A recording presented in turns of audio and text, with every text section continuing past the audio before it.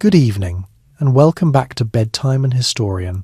What would you do if the river itself became a road of ice, if the roof above your head bowed under snow, and if the small store of grain in your house had to stand between your family and hunger until spring?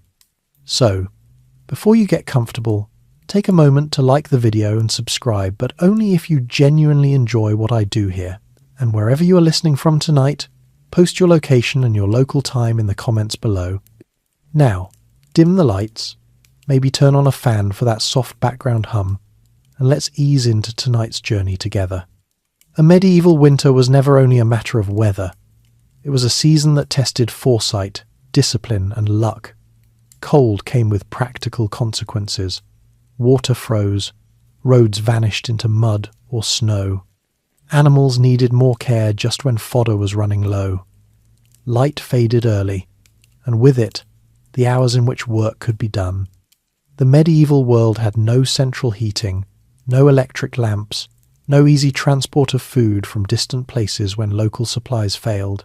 To survive winter meant preparing for it months in advance, and then managing each day carefully once it arrived. That challenge was understood across Europe, though not always in the same way. Climate varied from region to region, and the experience of winter in northern England was not the same as in Tuscany or the Low Countries. Yet even in lands that now seem mild, medieval people knew long freezes, hard frosts, and heavy snow. Chroniclers remembered such winters because they broke the ordinary rhythm of life. In January of 1364, the Rhine froze so solidly at Cologne that people were said to hold a market on the ice. Elsewhere, wine casks split in France under the force of the cold, and in parts of Italy villagers had to clear deep snow from their roofs to prevent collapse. These were striking years, but they stood at the extreme end of a broader truth. Winter was always a season to reckon with. For centuries, Europeans had learned to measure the year not by abstract dates alone, but by recurring demands. There was a time to plough, a time to sow, a time to reap, and then a time to endure what the land no longer gave freely. In that sense, winter began before winter. It began in the harvest fields of late summer and autumn. It began in the stacking of wood, the drying of grain, the salting of meat, the repair of walls, and the watching of the sky. Medieval survival depended less on boldness in January than on diligence in September. The Middle Ages themselves covered a very long span, and winters were not the same in every century. During what historians often call the medieval warm period, roughly from the 10th to the 13th centuries, much of Europe enjoyed somewhat milder conditions than later generations would know. Growing seasons were generally longer in many places. Agriculture expanded. Vineyards reached farther north. Population increased. This did not mean winter ceased to be difficult. It only meant that, on average, the balance between good years and bad years was less severe than it would later become. By the later 13th century and into the 14th, that balance began to shift. Europe entered a period of cooling, often associated with the beginning of the Little Ice Age. The phrase can sound more dramatic than the reality, because not every year was uniformly bitter and not every region changed in the same way. Still, the general pattern mattered. Winters became more erratic. Harsh cold, late frosts, heavy rains, failed harvests, and prolonged freezes appeared more often in the written record. Medieval people did not describe this as a climate phase. They described it as bad years, hard winters, empty bins, impassable roads, frozen rivers, and dying livestock. The danger lay not simply in discomfort, but in how many systems cold could disturb at once. A severe winter could damage autumn-sown grain before spring growth. It could reduce hay reserves needed for cattle and oxen. It could block trade routes and prevent food from reaching markets. It could isolate villages. It could strain houses that were poorly built or badly maintained. A heavy snowfall might mean more than inconvenience if the roof was weak, the household already poor, or the nearest help far away. In a world with narrow margins, weather could push ordinary hardship into crisis quickly. This is why medieval writing about winter is often sober.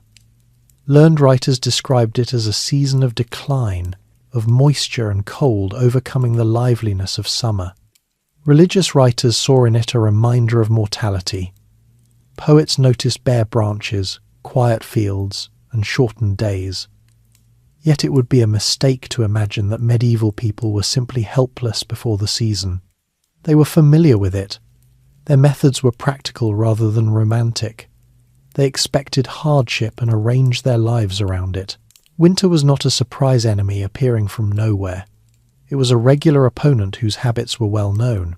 That knowledge was distributed across society in different forms. Peasants understood the local land with great precision. They knew how much hay one cow might need, how damp grain spoiled, how long root vegetables kept in the right conditions, and how much wood a household could burn in a week of hard frost. Townspeople knew the winter pressures of urban life, where fuel had to be bought, food prices could rise sharply, and crowded housing brought its own discomforts. Monasteries developed routines of storage, charity, and seasonal discipline. Noble households, for all their wealth, still had to provision large numbers of dependents and make cold stone spaces livable. Winter did not cancel social difference. In some ways, it revealed it more clearly. The poor always felt the season first and most sharply.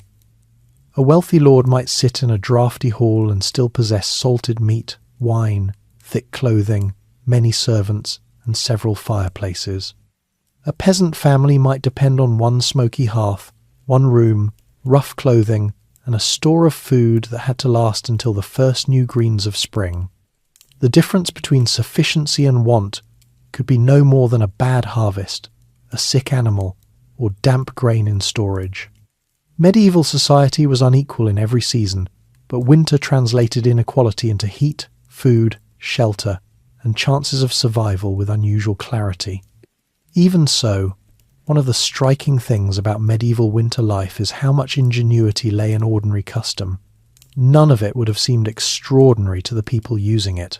Preserving food, layering wool, banking fires, housing animals close by, rationing supplies, mending tools in winter, timing slaughter in autumn, storing roots in pits, using smoke to cure meat, sleeping under curtains, warming stones for the bed, gathering dead wood from commons, making use of dried peas and beans, relying on pottage as a daily staple, and adjusting labour to the short light of the season were all parts of a practical culture formed over generations.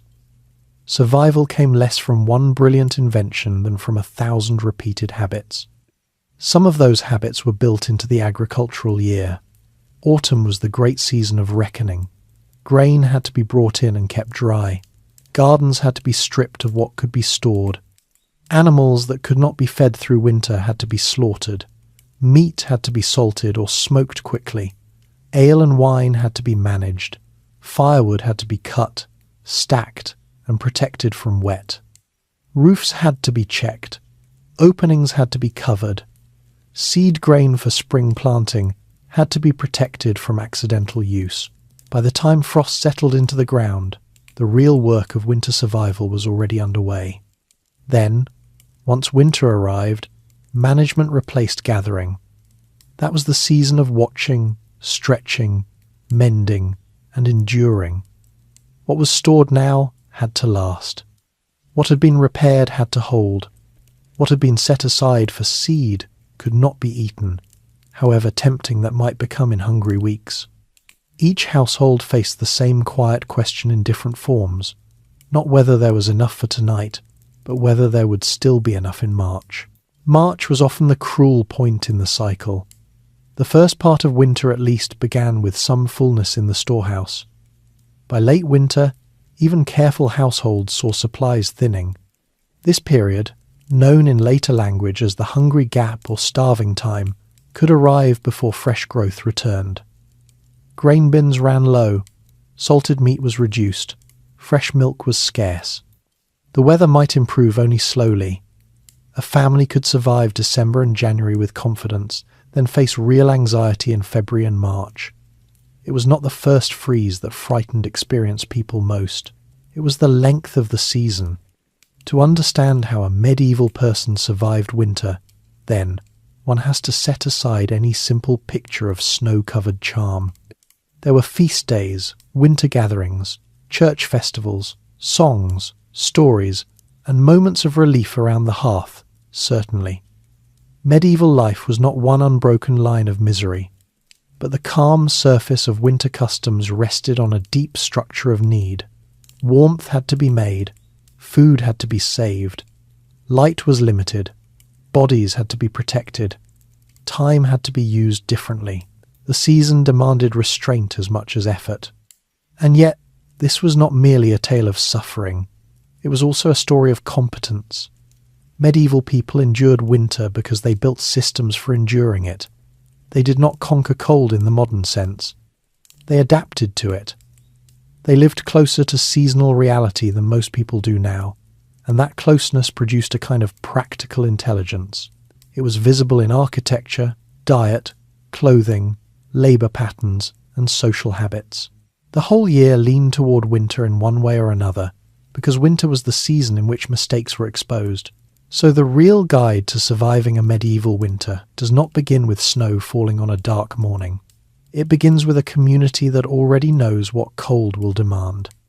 It begins in fields where grain must be harvested properly, in kitchens where food must be preserved, in woodpiles that must be built high enough, and in households that understand how little room there is for waste. The first lesson of the medieval winter was simple and severe. Survival belonged to those who prepared before the cold arrived. From there, everything followed. The stores in the granary, the roots in the cellar, the salted sides of pork, the stacked peat or wood, the patched cloak, the sealed shutter, the tended fire, and the measured meal. A winter could still overwhelm careful people, but care gave them a chance. And in the medieval world, that chance was often the difference that mattered most. Winter never arrived suddenly in the medieval imagination.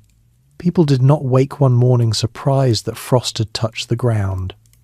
The coming of cold had been anticipated for months. Yet each year the season still carried a quiet uncertainty, because winter could never be predicted perfectly. Some years passed with only modest freezes and manageable snow. Other years brought storms that seemed to linger endlessly. Medieval people understood this unpredictability not through scientific charts or meteorological instruments, but through memory, experience, and the written observations of those who recorded unusual events. To understand how medieval people survived winter, it helps to understand how the climate itself changed during the centuries we call the Middle Ages. The medieval period stretched roughly from the 5th century to the late 15th century in Europe. Across that long span, weather patterns did not remain constant. Instead, they shifted slowly over generations, sometimes producing milder conditions and sometimes harsher ones. These shifts were subtle enough that no single year announced them clearly, but over decades they became visible in harvest records, river conditions, and the notes of chroniclers who paid attention to the natural world around them. During the centuries, historians now refer to as the medieval warm period, which lasted roughly from the 10th to the early 13th century. Many parts of Europe experienced somewhat milder average temperatures than later generations would know. This did not mean winters were gentle in the modern sense. Frost still came, snow still fell, rivers still froze in severe years. Yet compared with what followed, winters were often shorter and less destructive. These conditions allowed agriculture to expand in ways that shaped medieval society. Farmers in northern Europe began cultivating land that had once been considered marginal. Forests were cleared, marshlands were drained. Villages spread into regions where growing seasons had previously been uncertain. In England, vineyards appeared in areas that today are only recently returning to grape production with the help of modern methods. Across Scandinavia and the Baltic regions, settlements pushed farther north. Population increased, towns grew larger, and agricultural systems became more complex. This expansion was possible because medieval communities believed the climate was stable enough to support it. Crops could ripen reliably. Livestock could survive most winters without extraordinary losses. Harvests still failed from time to time, but the overall balance between good and bad years allowed societies to grow. A long chain of ordinary seasons created a sense that the land would continue to provide if people worked it properly. Yet, this confidence began to weaken during the later 13th century. The climate of Europe gradually shifted toward cooler and less predictable conditions. Historians now associate this shift with the early stages of what later became known as the Little Ice Age, a long period of generally cooler temperatures that stretched into the 19th century. The change was not dramatic in any single moment. Instead, it revealed itself through a pattern of increasingly harsh winters, wet summers, and unstable harvests. For medieval people, the consequences were immediate even if the cause was invisible. Fields that once produced steady yields became uncertain. Autumn rains sometimes ruined grain before it could be harvested. Spring frosts damaged new growth. Winters arrived earlier and lingered longer. Snow fell heavily in regions that had rarely seen it accumulate before. Rivers froze for extended periods, altering both transport and daily life. One winter in particular entered the memory of Europe because it was so extreme. In 1363 and 1364, large rivers across the continent froze solid for weeks. The Rhine, one of the great waterways of Central Europe, remained locked under ice long enough for markets to appear directly on its surface. In Cologne, people reportedly walked across the river without fear, treating the frozen water as if it were a public square. Such scenes were remarkable precisely because they broke ordinary expectations. Southern regions experienced conditions that local inhabitants had rarely encountered before. Chroniclers in Italy described snow piling so high that villagers struggled to keep roofs from collapsing under the weight. In France, barrels of wine cracked as the liquid inside froze and expanded. In parts of the Low Countries, waterways that normally remained open throughout winter became frozen roads. These events were dramatic, but they also revealed a broader trend. Cold winters were becoming more common. Even so, medieval climate was never uniform. One harsh winter might be followed by a milder one. A village in the mountains might suffer severe snow, while a town closer to the coast experienced only cold rain. The medieval world was filled with microclimates shaped by geography, altitude, and proximity to water. People living in these regions developed local knowledge about what winter usually looked like in their surroundings. In the Alps, for example, heavy snow was expected, and houses were built with steep roofs designed to shed it. In northern England and Scotland, strong winds and wet, cold-shaped architecture and clothing choices. Mediterranean regions faced different challenges such as occasional frost, damaging olive trees or vineyards. Medieval survival strategies therefore varied from place to place, even though the overall challenge of winter remained recognizable everywhere. What made colder centuries particularly dangerous was the way climate pressures interacted with population growth. By the early 14th century, Europe's population had reached a level that placed heavy demands on agricultural land. Fields were cultivated intensively. Marginal lands were farmed simply because more food was needed. When climate conditions worsened, these fragile systems had little room for error. The result appeared dramatically during the Great Famine of 1315 to 1317. In those years, relentless rain and cold weather destroyed harvests across northern Europe. Crops rotted in the fields before they could be gathered. Grain stores dwindled quickly. Livestock weakened because fodder was scarce. Roads became muddy and impassable, preventing food from being transported from areas where supplies might have been better. Contemporary accounts describe communities struggling to cope with hunger that lasted not for weeks but for several years. People slaughtered animals that would normally have been kept for breeding. Seed grain meant for planting was eaten simply to survive the winter. Some reports describe desperate acts, including the consumption of animals rarely considered food. The famine weakened populations just a few decades before the arrival of the Black Death, which would devastate Europe again in the mid-14th century. Such catastrophes were not the normal experience of every winter, but they revealed how closely medieval survival depended on stable seasons. When the climate behaved unpredictably, the margin between comfort and crisis narrowed quickly. Medieval people therefore learned to treat winter as something that required constant attention and preparation. The awareness of seasonal danger also shaped cultural attitudes toward time and work. Medieval calendars often depicted each month with illustrations of typical activities. These images served as reminders of what tasks belonged to each part of the year. January might show a figure warming himself by a fire. February might show pruning vines. March could depict ploughing. April might show planting or tending gardens. Each image reinforced the idea that the year moved in a predictable cycle, even when individual seasons behaved unpredictably. Winter held a particular place in that cycle. It was both an ending and a waiting period. The land rested, but human activity did not cease. Instead, the focus shifted from growth to maintenance. Food stores had to be protected, tools needed repair, animals required care, clothing had to be mended, wood had to be gathered and used carefully. In this sense, winter was less about inactivity than about survival management. Medieval literature sometimes reflected this reality with quiet honesty. Writers did not always treat winter as a romantic landscape of beauty. They described cold winds, empty fields, and long nights. Yet they also recognized that the season had its own rhythms. Feasts occurred in winter, communities gathered indoors, religious festivals filled some of the darkest weeks with ceremony and shared meals. Storytelling and music helped pass evenings that might otherwise feel endless.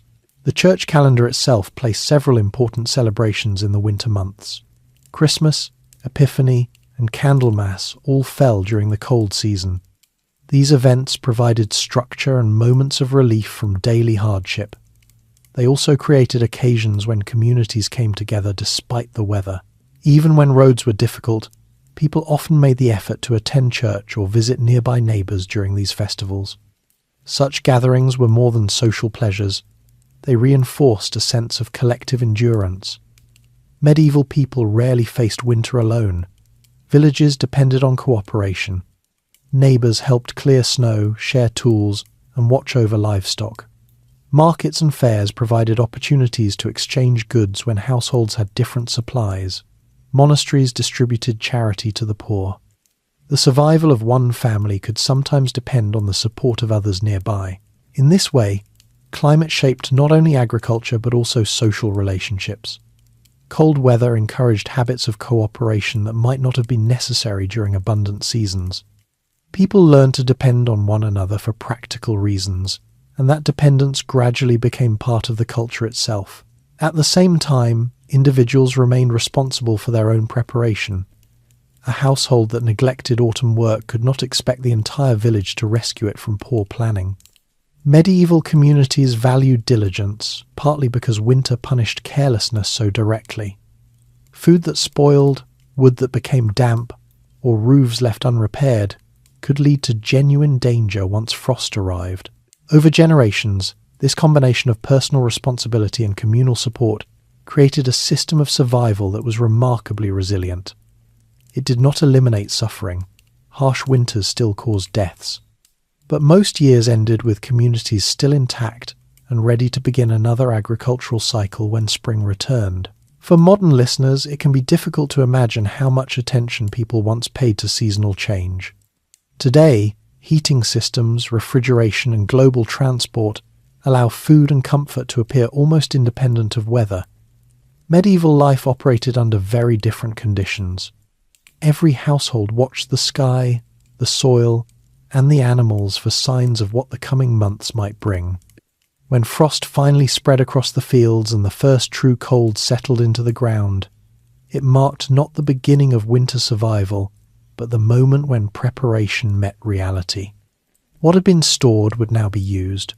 What had been repaired would now be tested. The cold months ahead would reveal whether the careful work of autumn had been enough.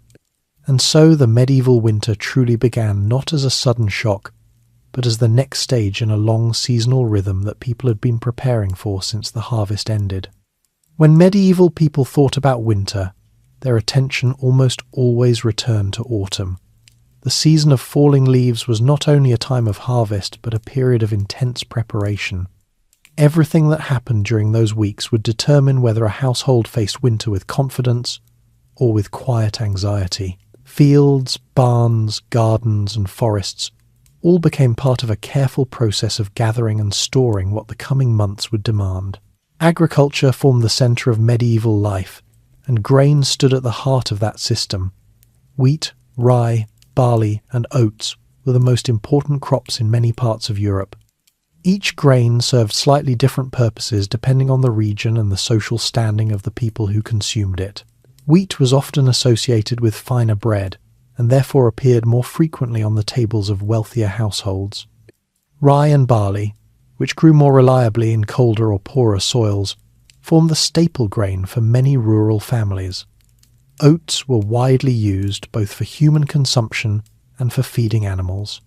Harvesting these grains required careful timing. Too early, and the kernels would not be fully developed. Too late, and rain or wind could damage the crop before it was safely gathered. When the grain finally ripened, fields filled with activity. Men and women worked side by side, cutting stalks with sickles, binding them into sheaves, and stacking them in neat rows so they could dry properly before being transported. Once the grain reached barns or storage buildings, another series of tasks began. The stalks needed to be threshed, so the kernels could be separated from the husks. Threshing was usually done with wooden flails, tools designed to strike the grain repeatedly until the seeds loosened from the straw.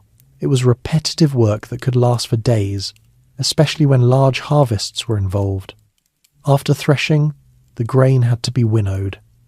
This meant separating the heavier kernels from lighter chaff by tossing the mixture into the air so the wind could carry away the unwanted material. The process required patience and favourable weather. Strong wind could scatter valuable grain, while still air made it difficult to remove the chaff effectively. When the grain was finally clean, it had to be stored properly. Storage was not simply a matter of piling grain in a corner. Moisture, mould, rodents, and insects all threatened the supply. Medieval farmers developed practical methods to reduce these dangers. Granaries were often raised slightly above ground level, so dampness from the soil would not seep into the stored grain. Floors might be built of wooden planks with small gaps to allow air circulation. In some cases, grain was stored in large bins or sacks suspended from beams to make it harder for mice and rats to reach. Protecting the grain supply was essential because it formed the foundation of winter food. Bread and porridge depended on it. Livestock feed sometimes depended on it as well. If grain spoiled during storage, the consequences could last for months. A damaged supply meant fewer meals and less security as winter progressed. While grain dominated the agricultural landscape, medieval households also relied on a wide range of other foods that had to be gathered and preserved before cold weather arrived. Vegetable gardens provided an important portion of the winter diet. Plants that grew well in cooler climates such as turnips, parsnips, carrots, onions, and leeks were especially valuable because they could survive storage for long periods. These vegetables were often kept in root cellars or underground pits. The idea was simple but effective. By storing vegetables in a cool, dark environment, people slowed the natural process of decay. Straw or sand might be placed around the vegetables to protect them from frost while still allowing them to remain edible for months. Cabbages were another reliable winter food. Some varieties could remain in the ground well into the colder season, allowing families to harvest them gradually rather than all at once. Their durability made them an important ingredient in winter cooking, especially when combined with grains or beans in stews. Legumes also played a crucial role in medieval food storage.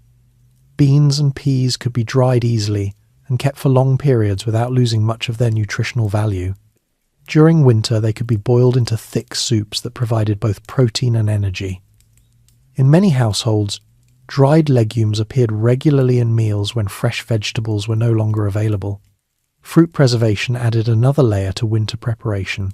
Apples and pears, common in many regions, were often sliced and dried so they could be eaten long after the harvest season ended. Drying removed moisture that would otherwise encourage spoilage. The resulting fruit might be stored in cloth bags or wooden boxes, and used later in cooking or eaten as a simple snack. Some households produce preserves by cooking fruit with honey, or, in wealthier homes, with imported sugar. The thick mixtures created through this process could last for months when stored in sealed containers. Though sugar was expensive and therefore rare among poorer families, honey served as a more accessible sweetener in many rural areas. Nuts gathered from forests also contributed valuable calories. Chestnuts were particularly important in parts of southern Europe. They could be roasted, ground into flour, or added to soups and stews. Walnuts and hazelnuts provided fats and nutrients that helped balance diets otherwise dominated by grain. Preserving these foods required time and attention, but they offered an advantage during winter because they could remain edible long after fresh produce had disappeared from fields and gardens.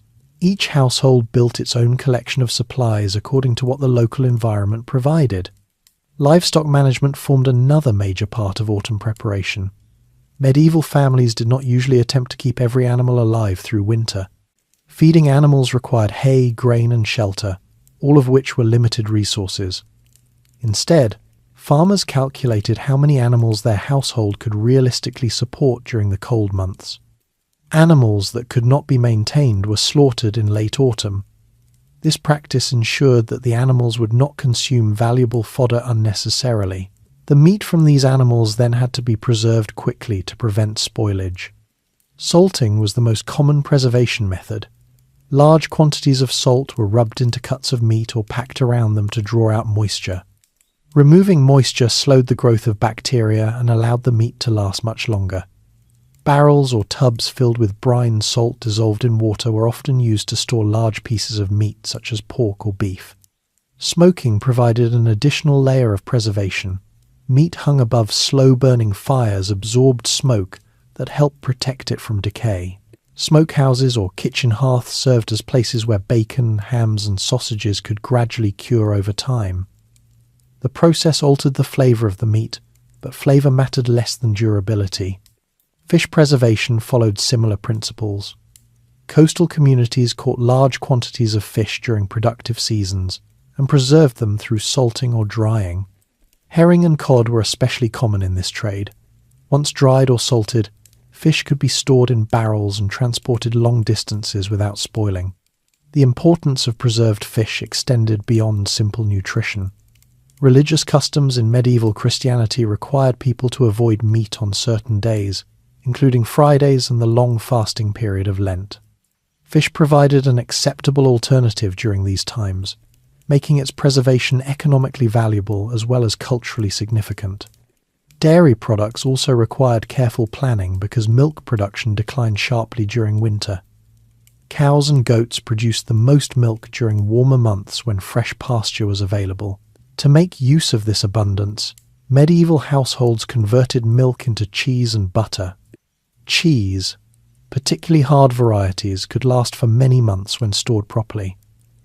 The process of curdling and aging milk created a dense food that retained much of the original protein and fat. Butter could also be preserved for a time when salted and kept cool.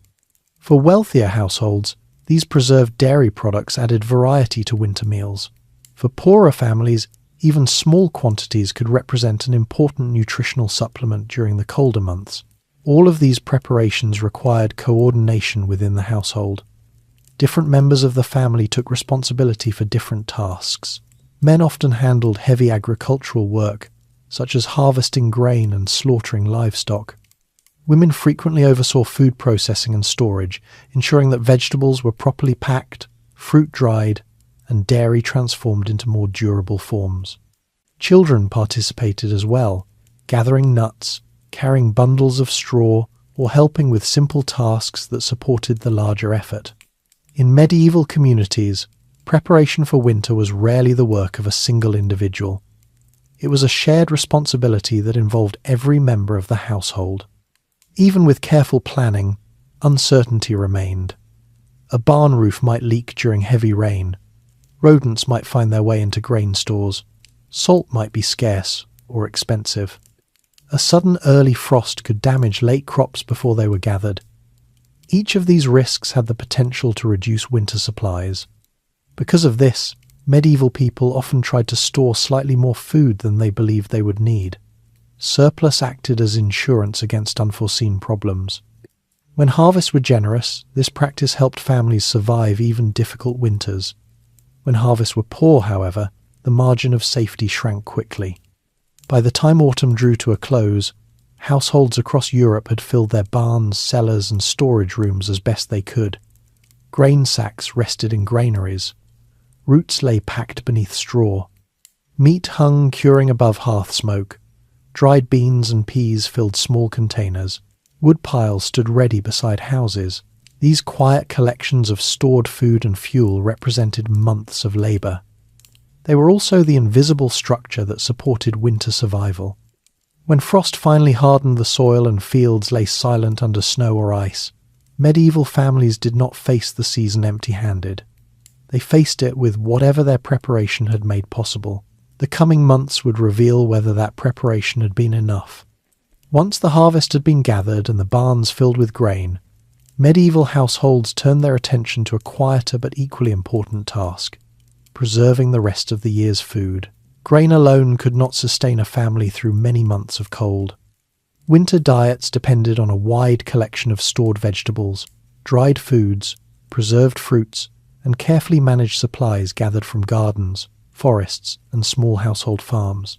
Much of this work happened gradually throughout autumn. Unlike the dramatic activity of harvest in the fields, food preservation was a steady process carried out in kitchens, cellars, and small outbuildings near the home. The success of these efforts often depended on simple knowledge passed from one generation to the next. Knowledge about which foods lasted longest, which needed special storage, and how cold weather could be used as an ally rather than an enemy. Root vegetables were among the most dependable foods for winter survival. Crops such as turnips, parsnips, carrots, and onions grew well in European soil and could remain edible for long periods when stored correctly. These vegetables had the advantage of durability. Unlike delicate leafy greens, they could tolerate the damp and cool conditions of underground storage. Many households kept these vegetables in root cellars or storage pits dug into the ground. The earth surrounding these spaces helped regulate temperature, keeping the contents cool but not frozen. Straw or sand was often packed around the vegetables to protect them from frost and to reduce moisture that might cause rot. By layering vegetables carefully and checking them periodically, families could extend their supply deep into winter. Cabbage also held an important place in winter preparation. Hardy varieties could survive cold temperatures better than most garden plants. In some regions, cabbages were harvested late and stored in cellars alongside root vegetables. In others, they were fermented in brine to create early forms of preserved cabbage similar to what is now known as sauerkraut. Fermentation allowed cabbage to remain edible for months, while also adding a sour flavour that many people found refreshing during a season dominated by heavy foods. Beans and peas were another reliable source of nourishment. During the growing season, they were harvested and dried until nearly all moisture had been removed. Once dried, they could be stored in sacks or clay jars without spoiling. These legumes were valuable because they provided protein, which was often limited in the diets of poorer households. During winter meals, dried beans or peas were frequently boiled with onions, herbs, or bits of preserved meat to produce thick soups. These dishes, often called pottage, were simple but filling. A single pot could feed an entire family and be reheated over several days as long as ingredients were added occasionally. Fruit preservation required slightly different techniques. Apples and pears, common in orchards throughout Europe, were often dried to remove moisture. Thin slices were hung near fireplaces or placed in warm loft spaces where air circulation helped them dry slowly. Once fully dried, the fruit could be stored for months in cloth bags or wooden boxes. Dried fruit offered a welcome change from the heavier foods that dominated winter diets. It could be eaten alone or added to stews and breads to provide sweetness. In households that had access to honey, fruit was sometimes boiled with it to produce thick preserves that lasted even longer. Grapes presented another opportunity for preservation. In regions where vineyards flourished, grapes were often dried into raisins or used to produce wine that would be consumed throughout the year. Wine served not only as a drink, but also as an ingredient in cooking, and a safer alternative to untreated water in many areas. Nuts gathered from forests played an important supporting role in winter survival as well. Chestnuts were especially valuable because they were both nutritious and plentiful in many parts of southern and central Europe. Fresh chestnuts could be roasted, but they were also dried and ground into flour that could be used in baking or thickening soups. Walnuts and hazelnuts were gathered during autumn and stored in their shells, which helped protect the edible portion inside. Because nuts were rich in fats and calories, they were particularly useful during the cold months when the body required more energy to stay warm. These preserved foods rarely appeared on the table in elaborate forms. Winter cooking tended to emphasize practicality rather than variety. Ingredients were combined into simple dishes designed to provide nourishment rather than excitement. Yet even modest additions such as a handful of nuts or a small portion of dried fruit could transform an otherwise plain meal into something more satisfying. The careful management of these supplies was essential because winter stores had to last many months. Families often monitored their reserves closely. Barrels were checked for spoilage. Cellars were inspected for signs of rot.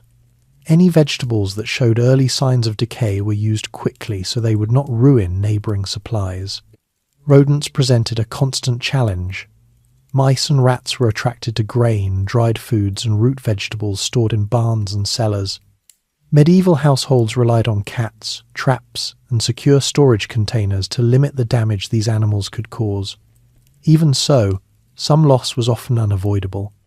Households also paid attention to moisture, which could spoil food quickly. Grain that became damp might grow mold and become unsafe to eat. Vegetables stored in overly wet conditions might rot. For this reason, many storage areas were designed to allow air circulation, while still protecting food from rain or melting snow. Alongside food preservation, autumn also involved storing materials that would be needed for cooking during winter. Salt, for example, was extremely valuable.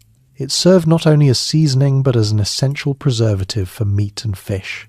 In regions far from coastal salt works or salt mines, the substance had to be purchased or traded, making it expensive for many families. Herbs grown in household gardens were often dried and stored as well. Plants such as parsley, thyme, sage and garlic added flavour to otherwise simple dishes.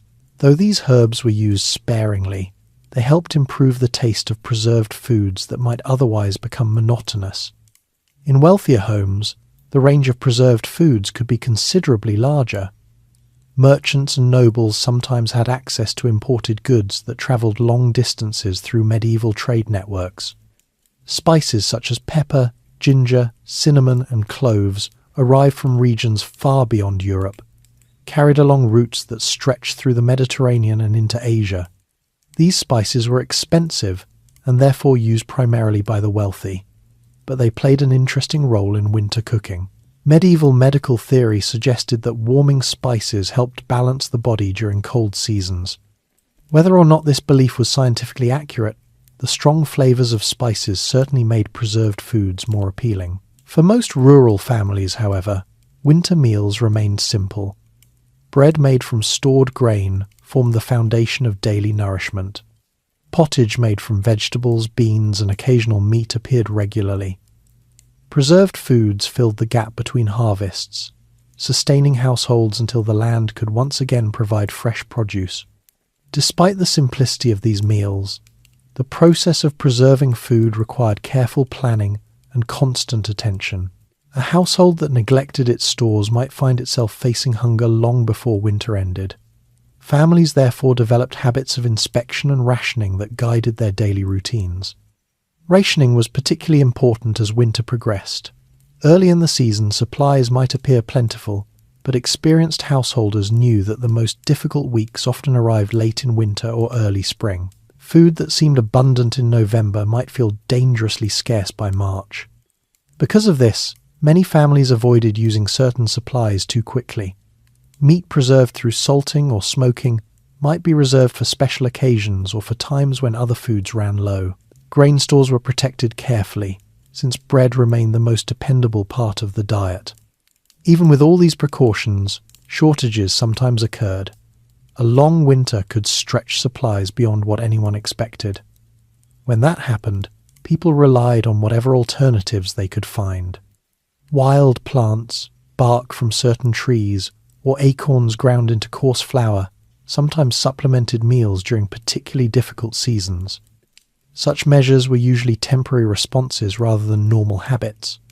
Medieval communities preferred reliable foods whenever possible. Yet the willingness to improvise when supplies ran low reveals something important about how people approached winter. Survival depended not only on preparation but also on adaptability. By the time deep winter settled across the countryside, the success of autumn preservation could already be measured. Well-stocked cellars and granaries meant families could face the cold months with relative confidence. Poor storage or unexpected losses meant that each meal became part of a careful calculation about how long supplies would last. Thus, the quiet work of preserving vegetables, fruit, and other foods was not a minor detail of medieval life. It formed one of the most important foundations of winter survival. Without these stored provisions, even the warmest hearth and the thickest clothing could not protect a household from the long season of cold and scarcity. If storing vegetables and grain provided the steady background of winter survival, the preservation of meat introduced a more dramatic stage in the yearly cycle. Late autumn brought the season of slaughter. This was not done casually. Medieval households approached it with careful calculation, because the decision determined how many animals would live through the winter and how much meat would sustain the household during the cold months. Livestock were valuable in many ways beyond food. Cattle provided milk and labour for ploughing fields. Sheep produced wool for clothing. Pigs converted scraps into fat and meat. Goats gave milk and sometimes hair for coarse textiles. Keeping animals alive through winter required fodder, shelter, and attention. Yet fodder was limited. Hay stored during summer could only feed a certain number of animals until spring grass returned. Because of this limitation, farmers often reduced their herds as winter approached. Animals that could not be supported through the cold season were slaughtered before the worst weather arrived. This decision ensured that the animals themselves would not consume the precious hay needed by breeding stock and working animals. In many regions of Europe, the traditional time for slaughtering pigs occurred around the feast of St. Martin in November. The timing made practical sense. The weather had grown cold enough to slow spoilage, yet winter had not fully settled. Communities often shared the work, with neighbours assisting one another in butchering, cutting, and preserving the meat. The process began with careful division of the animal. Every usable part was collected, because waste meant losing valuable calories. Large cuts of meat were prepared for curing. Fat was rendered into lard. Bones might later be boiled to extract flavour for soups. Internal organs were cooked quickly before they could spoil. Blood was collected and used in dishes such as blood sausage or black pudding, often mixed with oats or barley and seasoned with herbs. Preserving the meat quickly was essential. Without refrigeration, fresh meat would spoil within days unless treated properly. The most common method used throughout Europe was salting. Salt drew moisture from the meat and created conditions that slowed the growth of bacteria responsible for decay. To cure meat, medieval households packed cuts into containers filled with coarse salt or immersed them in brine.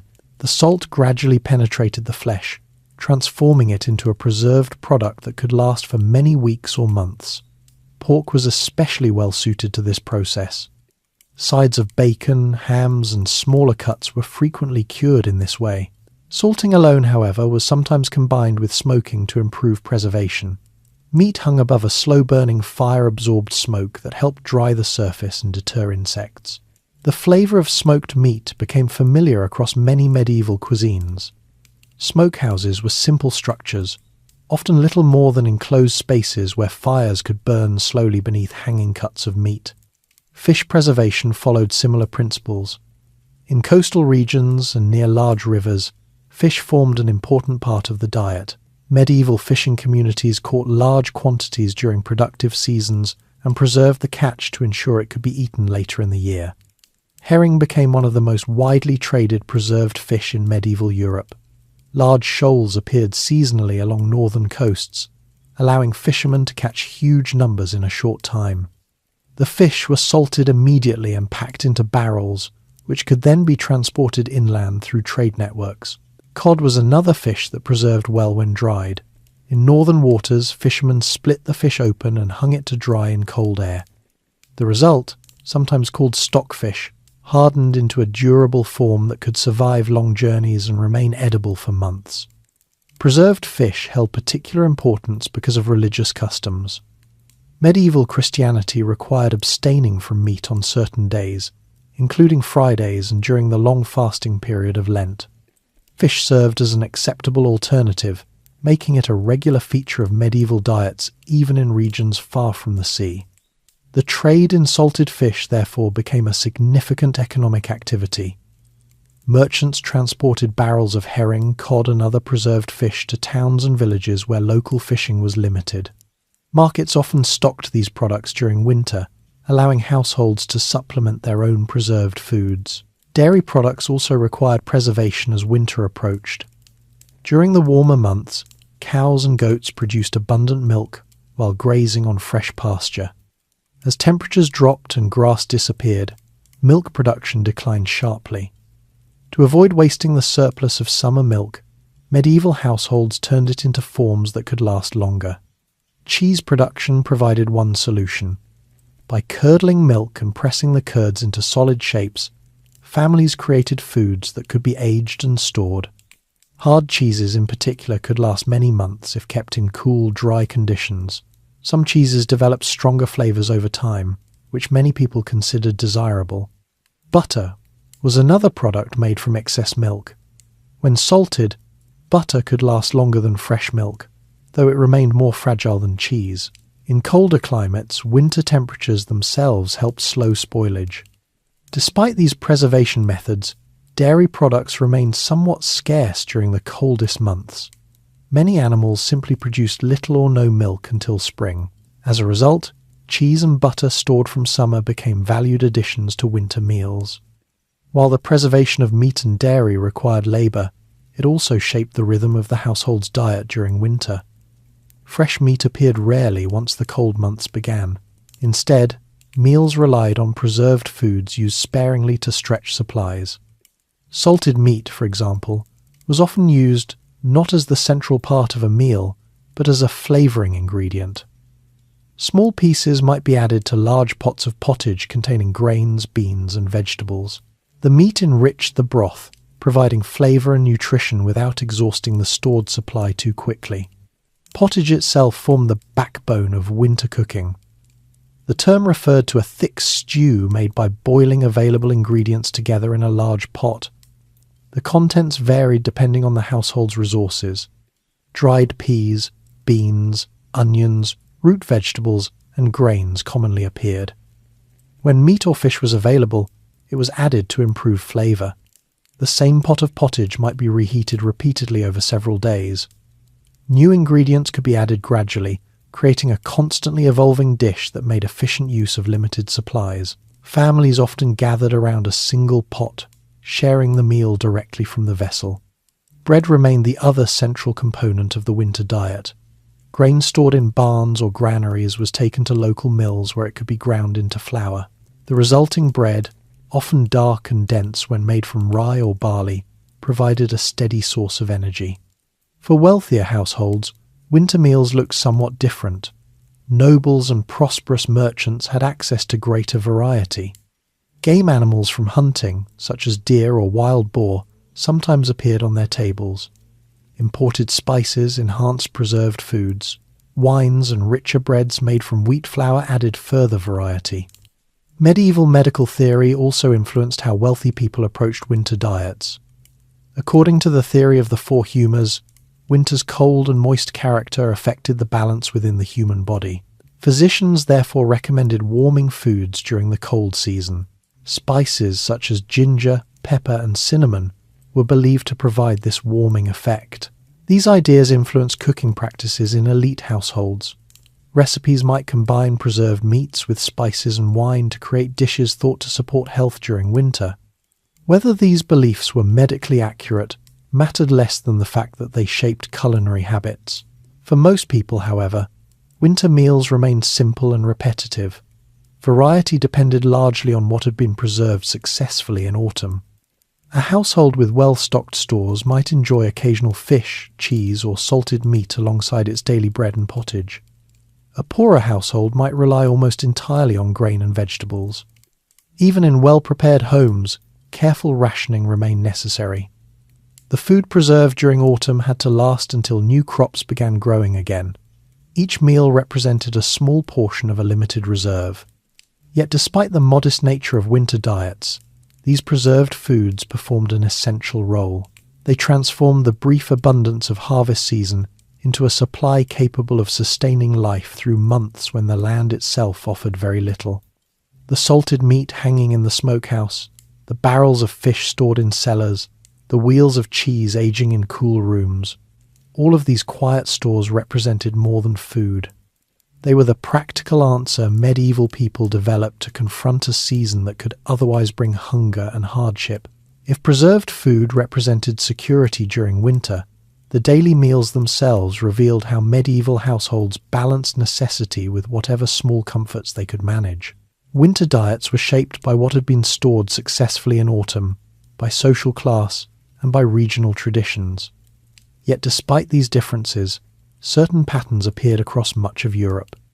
Bread remained the centre of most meals, pottage filled the cooking pot, and preserved ingredients added flavour whenever supplies allowed.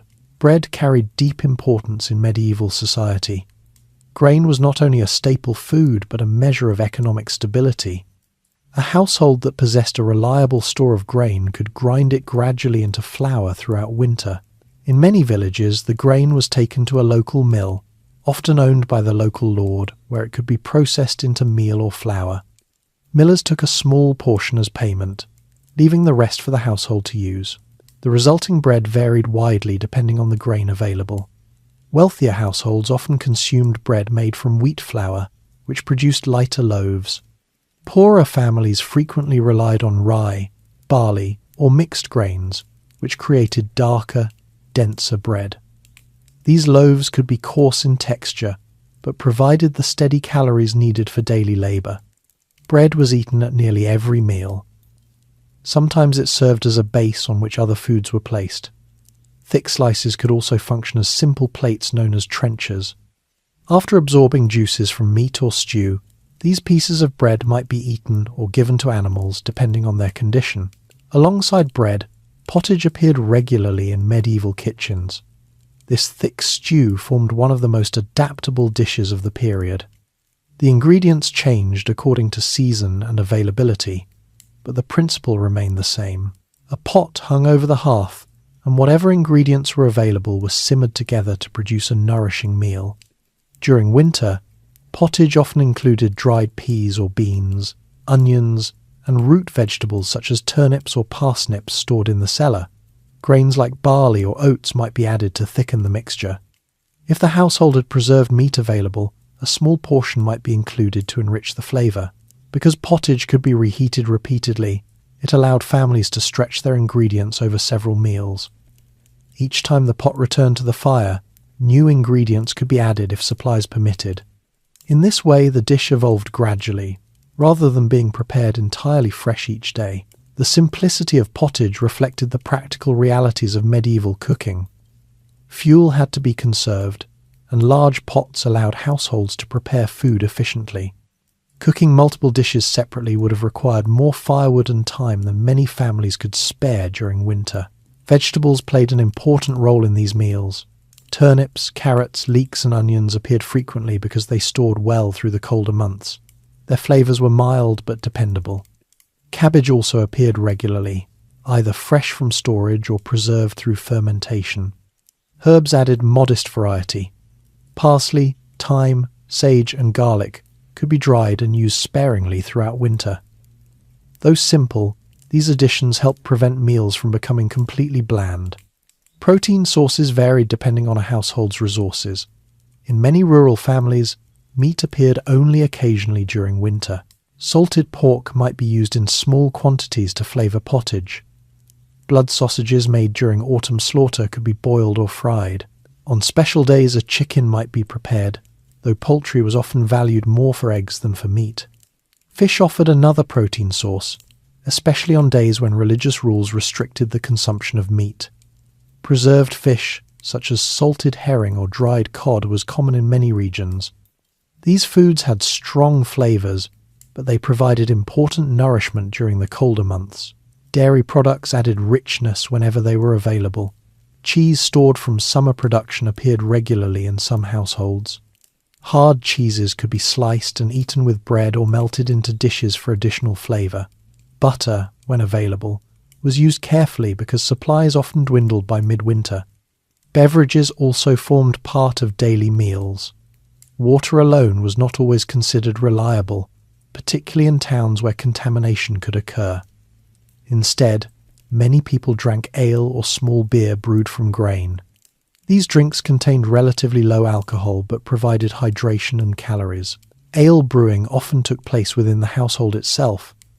The brewing process transformed grain into a drink that could be stored for a limited time. Because the beverage spoiled relatively quickly, brewing occurred periodically throughout the year. Wine appeared more frequently in regions where vineyards existed, particularly in southern Europe. Wealthier households might also import wine from other areas. During winter, wine sometimes appeared warmed and flavoured with spices, creating drinks believed to strengthen the body against cold. While ordinary people relied on these simple foods, noble households experienced winter meals differently. Wealth allowed them to maintain larger stores of preserved meat and fish. Hunting also played a role in providing fresh meat during colder months, though even nobles depended heavily on preserved supplies. Game animals such as deer, boar, and various birds might appear at noble tables. These foods were often prepared with elaborate sauces using imported spices. Pepper, ginger, cinnamon, and cloves added strong flavours that contrasted with the milder tastes of preserved meats. Banquets held during winter festivals could be especially elaborate. Multiple courses appeared in succession, including roasted meats, pastries, and sweet dishes made with honey or dried fruit. These events demonstrated wealth and hospitality, reinforcing social bonds among the elite.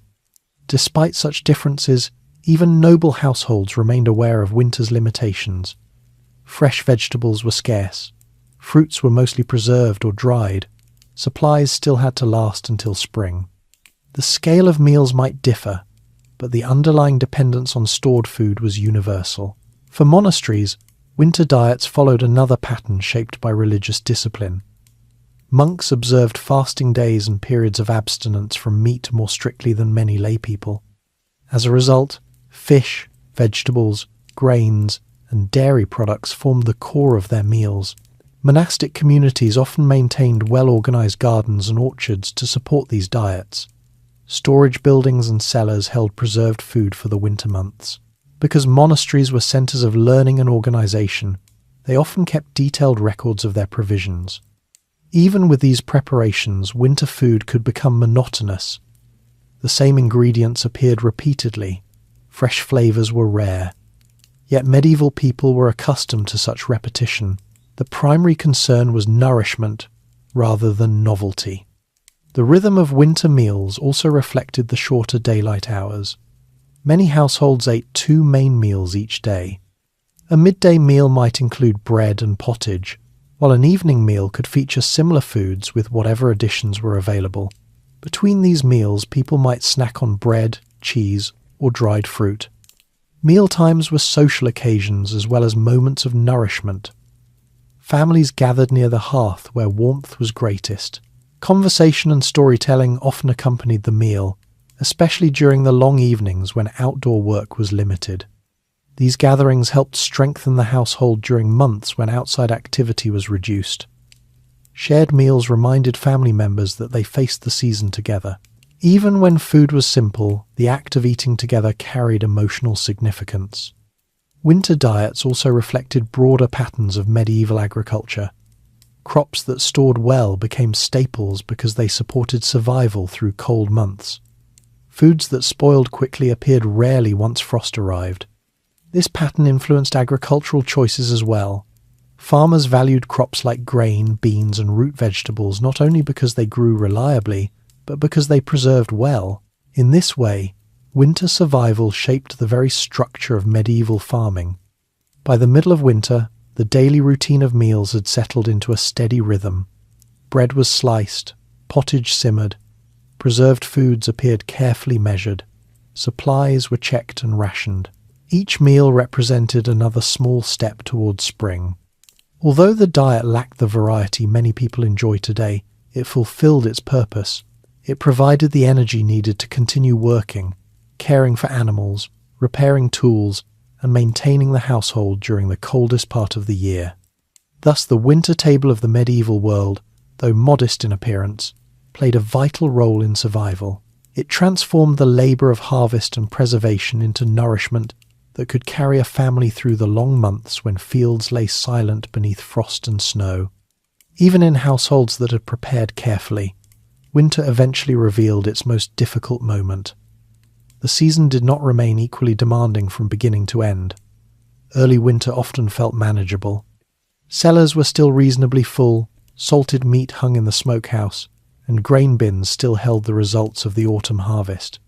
But as the months passed and supplies slowly diminished, the balance began to shift. Medieval people knew well that the greatest strain often arrived not at the beginning of winter, but near its end. This difficult stretch was sometimes remembered later as the hungry time. It usually appeared in late winter or early spring, when food reserves were nearly exhausted but new crops had not yet begun to grow. The fields were still quiet, the trees bare, and the gardens empty. Even households that had rationed carefully could feel the pressure during these weeks. The problem was simple.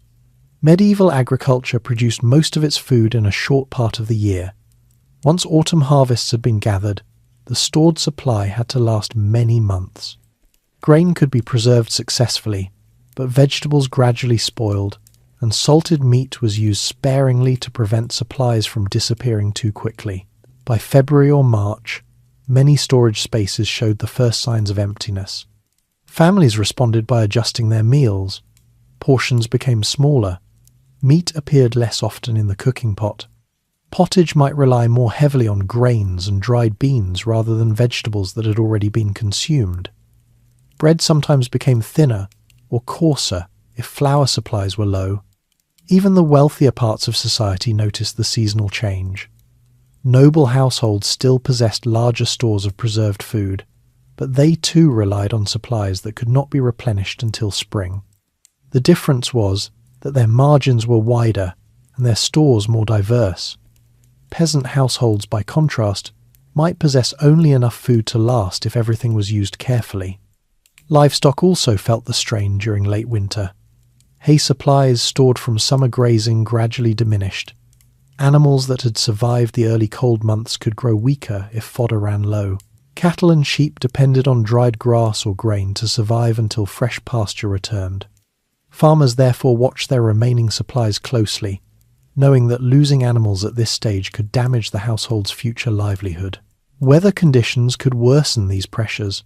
A mild winter allowed some plants to survive longer in gardens or fields, but a harsh winter locked the ground beneath ice and snow, preventing any fresh growth. In those years, the hungry season stretched longer, and the risk of famine increased.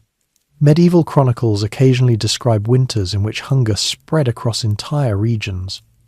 One of the most severe examples occurred during the Great Famine of 1315 to 1317. Persistent rain and cold weather ruined harvests throughout northern Europe. Fields remained waterlogged, preventing crops from ripening properly. Grain that was harvested sometimes spoiled before it could be stored. As the winter months passed, food supplies dwindled rapidly. Prices rose in markets, making grain difficult to afford even for families that normally managed their budgets carefully. Livestock died in large numbers because fodder was scarce. In some areas, people were forced to slaughter animals prematurely simply to prevent them from starving. Contemporary writers recorded the desperation that followed. Some communities resorted to eating animals rarely considered food, including dogs or horses. In extreme cases, chroniclers even claimed that people turned to acts that shocked later readers, though such accounts were often exaggerated or repeated without direct evidence. What remains clear is that hunger during those years was widespread and severe. Events like the Great Famine were unusual in their scale, but they illustrate how fragile the balance of medieval survival could be. Most winters did not produce such catastrophe, yet the memory of difficult years shaped how people approached the season, even in ordinary times. The possibility of shortage was never far from anyone's mind. Communities developed several strategies to cope with late winter scarcity. One method involved supplementing stored food with whatever could still be gathered from the surrounding environment. Certain wild plants remained edible even during colder months. Nettles, for example, sometimes appeared early in spring and could be boiled into soups. Herbs and greens that survived mild winters provided small but valuable additions to the diet. Forest resources also offered occasional help. Acorns could be ground into a coarse flour after careful preparation to remove bitterness. Bark from certain trees could be boiled and mixed with grain during desperate times. These foods were not preferred under normal circumstances, but they could provide temporary relief when supplies ran low. Fishing sometimes continued during winter where rivers remained accessible. Breaking ice to reach water was difficult work, but fish could still be caught and added to meals. In coastal regions, winter storms sometimes brought fish closer to shore, creating opportunities for those willing to brave the cold. Communal support also played a role in easing hardship. Villages often shared resources when individual households faced temporary shortages. Families that had enjoyed particularly good harvests might lend grain to neighbours with the expectation that it would be repaid after the next harvest. Such arrangements helped maintain stability within small communities. Monasteries frequently provided assistance as well. Religious institutions maintained their own stores of food and sometimes distributed charity to the poor during difficult seasons. This assistance did not eliminate hunger entirely, but it could help vulnerable individuals survive until conditions improved. Markets offered another avenue for relief when supplies existed elsewhere. Merchants transported preserved fish, grain, and other goods across regions. However, winter travel remained difficult, and prices could rise sharply when food became scarce. Poor households often found it difficult to purchase additional supplies during these times. Despite these challenges, medieval communities demonstrated remarkable resilience. Most winters ended with people still alive, animals still grazing, and fields ready to be planted again. The agricultural cycle continued because the majority of households managed to stretch their resources far enough to reach spring. The return of warmer weather gradually eased the pressure. Early spring brought small signs of renewal. Young greens appeared in gardens. Livestock found fresh pasture. Rivers thawed, allowing easier travel and trade. Though supplies were often thin by this point, the promise of new growth lifted the burden that had accumulated through winter. These seasonal patterns shaped the emotional rhythm of medieval life. Autumn brought urgency and effort. Early winter brought cautious comfort as preserved foods were first enjoyed. Late winter brought patience and restraint as stores diminished. Spring finally restored hope with the return of living crops. Understanding this rhythm helps explain why preparation mattered so deeply. Medieval people could not eliminate the hungry season entirely, but they could reduce its severity through careful planning. Each sack of grain stored properly, each root vegetable protected from frost, and each piece of meat preserved through salting or smoking extended the household's ability to endure. The late winter months therefore served as a quiet test of the entire year's labour. If preparation had been thorough and weather had been kind, the household might reach spring with enough food remaining to feel secure. If harvests had been poor or preservation had failed, those final weeks could become a time of real concern. In this way, the hungry season revealed the delicate balance on which medieval survival depended. The system worked most of the time, but it worked only because people paid constant attention to the demands of the natural world around them. Winter, in other words, did not end when the snow melted. It ended when the first fresh food appeared again on the table. Food was only one side of the winter challenge. The other was shelter. Medieval people spent months preparing their homes for the cold season because once winter arrived, the structure of the house itself determined how much warmth could be preserved. Unlike modern buildings, medieval dwellings were rarely sealed tightly against wind and frost. Even well-built homes allowed drafts to slip through walls, doors, and roofs. Surviving winter, therefore, depended not only on food and clothing, but also on the simple ability of a building to protect those inside it. For the majority of people in medieval Europe, the home was small and practical.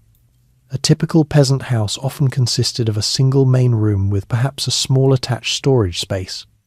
The structure was usually built with timber frames filled with a mixture of clay, straw and mud, known as wattle and daub. This material provided some insulation but could develop cracks as it dried or aged. Roofs were most commonly thatched using bundles of straw or reeds tied carefully to wooden beams. Thatch was surprisingly effective at shedding rain and snow when maintained properly. However, it required regular attention. Over time, sections could loosen or thin, allowing moisture or cold air to enter. Stone houses existed as well, particularly in regions where suitable stone was plentiful. While stone walls were strong and durable, they presented their own problem during winter. Stone absorbed cold easily, and without sufficient heating, the interior of a stone building could remain only slightly warmer than the outside air. Windows were one of the weakest points in medieval homes. Glass was expensive and difficult to produce in large quantities. As a result, many rural houses had either very small windows or none at all. Where openings existed, they were often covered with wooden shutters or pieces of oiled cloth that blocked some wind but allowed little light. In wealthier homes and churches, glass windows began appearing more frequently during the High Middle Ages. Even then, the glass was thin and often uneven. Small pieces were set into lead frames that held them together. These windows reduced drafts somewhat, but they provided little insulation against cold temperatures. Doors presented another challenge. Many were simple wooden planks hung on hinges or attached with leather straps. They rarely fit tightly within their frames. During winter, families sometimes stuffed cloth or straw into gaps around doors and windows to reduce the flow of cold air. Despite these limitations, medieval people adapted their homes in several ways to improve comfort. One common strategy involved arranging living spaces around a central hearth. Fire served as the primary source of both warmth and cooking. The location of the hearth therefore determined how heat spread throughout the house. In many early medieval homes, the hearth consisted of an open fire built directly on the floor or on a slightly raised stone surface in the centre of the room. Smoke from the fire rose upward and escaped through a hole in the roof or through gaps in the thatch. This design filled the interior with smoke, leaving ceilings darkened by soot. Although unpleasant, the smoke served several unintended purposes. It helped preserve meat hanging from rafters by gently curing it over time. It also discouraged insects and some small animals from entering the living space. Medieval visitors often remarked on the smoky atmosphere inside peasant homes, yet for the inhabitants, it was simply part of daily life. Over time, building techniques gradually improved. By the later Middle Ages, chimneys began appearing in wealthier homes and urban houses. A chimney allowed smoke to travel upward through a dedicated channel rather than filling the entire room. This innovation made indoor spaces more comfortable and reduced the risk of breathing difficulties caused by constant smoke. Fireplaces built against walls also allowed rooms to be enclosed more effectively. Instead of gathering around a central fire in a single large space, households could divide buildings into separate rooms that retained warmth more efficiently. However, such improvements spread slowly and remained uncommon in poorer rural areas. Large buildings such as castles and manor houses faced different challenges. Their stone construction made them strong defensive structures, but it also meant they retained cold air easily. A large hall with high ceilings could be difficult to heat effectively. Fires might warm the immediate area around the hearth, but distant corners of the room remained cold. To address this problem, wealthy households used heavy textiles to improve insulation. Thick tapestries hung on stone walls served both decorative and practical purposes. They reduced drafts and trapped a layer of warmer air near the wall surface. Floors might be covered with rushes, straw, or woven carpets that prevented cold stone from touching bare feet. Rooms used for sleeping were often smaller and easier to warm. Noble families sometimes placed beds in alcoves or smaller chambers away from large halls. Curtains surrounding the bed helped trap body heat during the night, creating a small warm space within an otherwise chilly room. Ordinary peasant homes lacked such luxuries but still used simple methods to improve warmth. Straw spread across earthen floors helped insulate against cold rising from the ground. Walls were sometimes patched with additional mud or clay before winter to seal cracks that had formed during the year. Animals also played an unexpected role in heating some rural homes. In certain regions, houses were designed so that livestock were kept in an attached space under the same roof as the family living area. The body heat of cattle or goats raised the temperature slightly within the building. While the arrangement introduced strong smells and noise, it provided valuable warmth during freezing nights. In mountainous regions and parts of Scandinavia, houses were sometimes built with living quarters above animal stalls. Heat rising from the animals below helped warm the upper floor where people slept. These designs demonstrate how medieval architecture often developed in response to local climate conditions. Fuel supply remained another crucial element of winter shelter. A hearth could only provide warmth if there was enough wood or other fuel to keep it burning.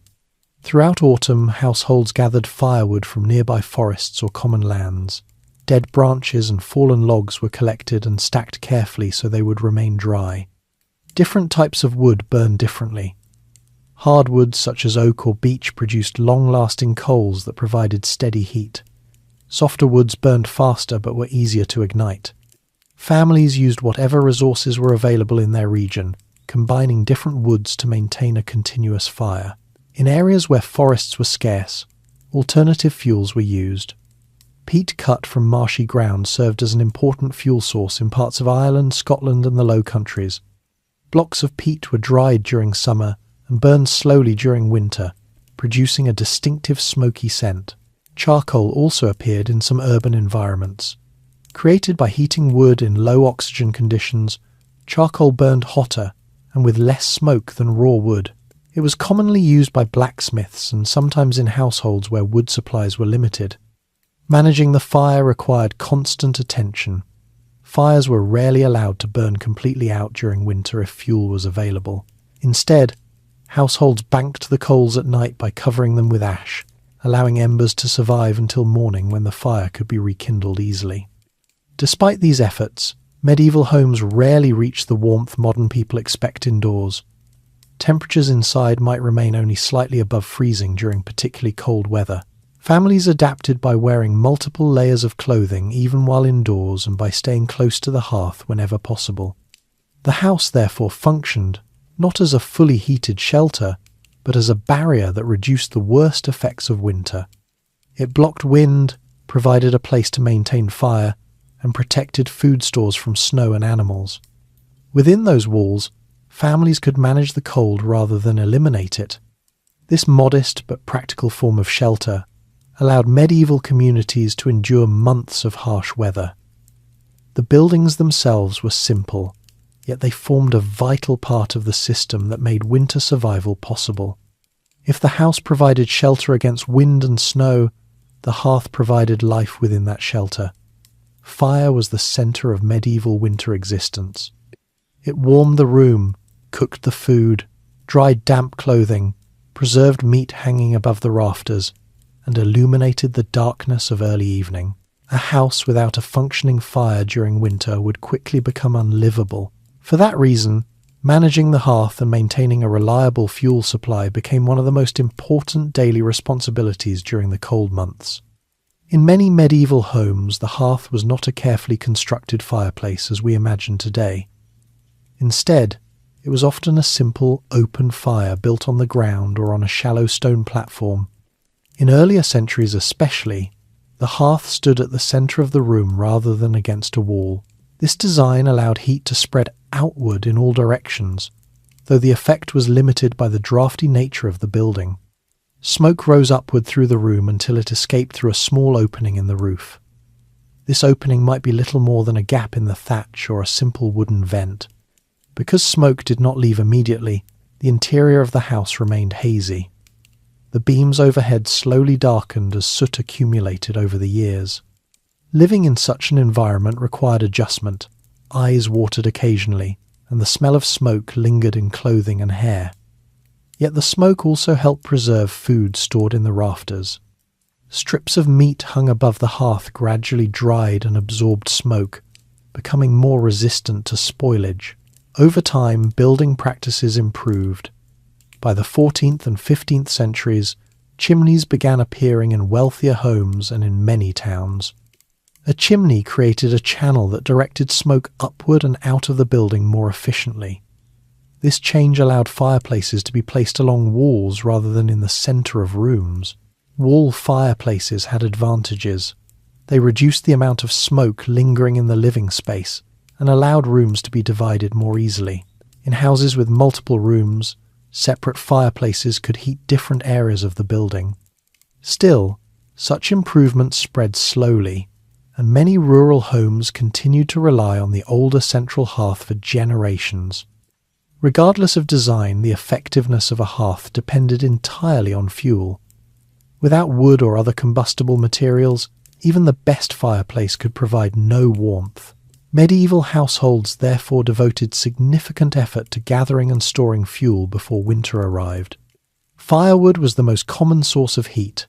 Families collected it during autumn from nearby forests, hedgerows, or communal lands where gathering fallen branches was permitted.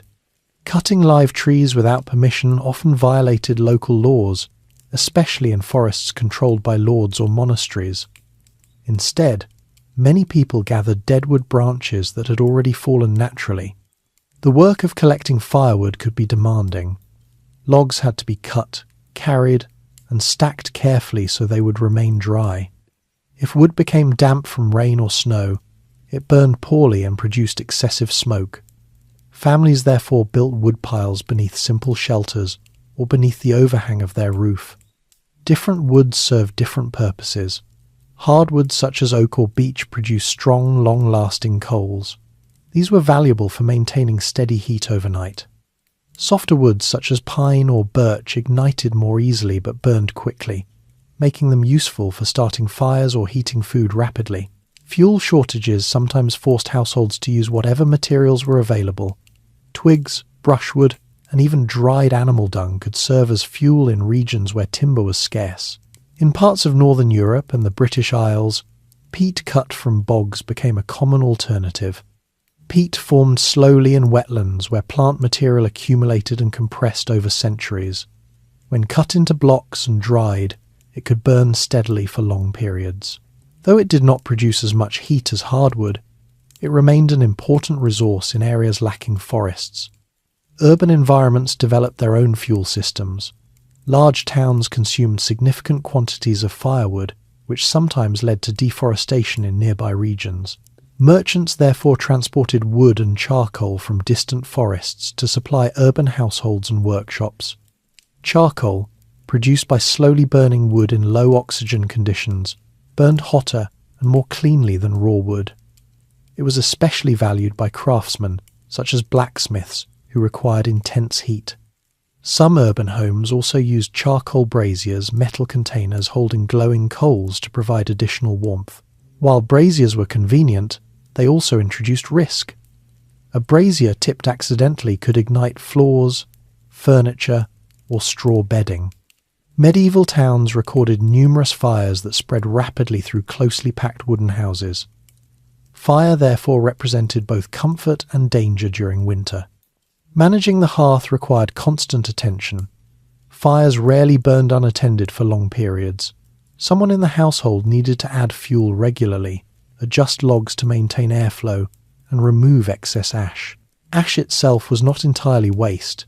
It could be used in cleaning or scattered in icy areas outside the house to improve footing.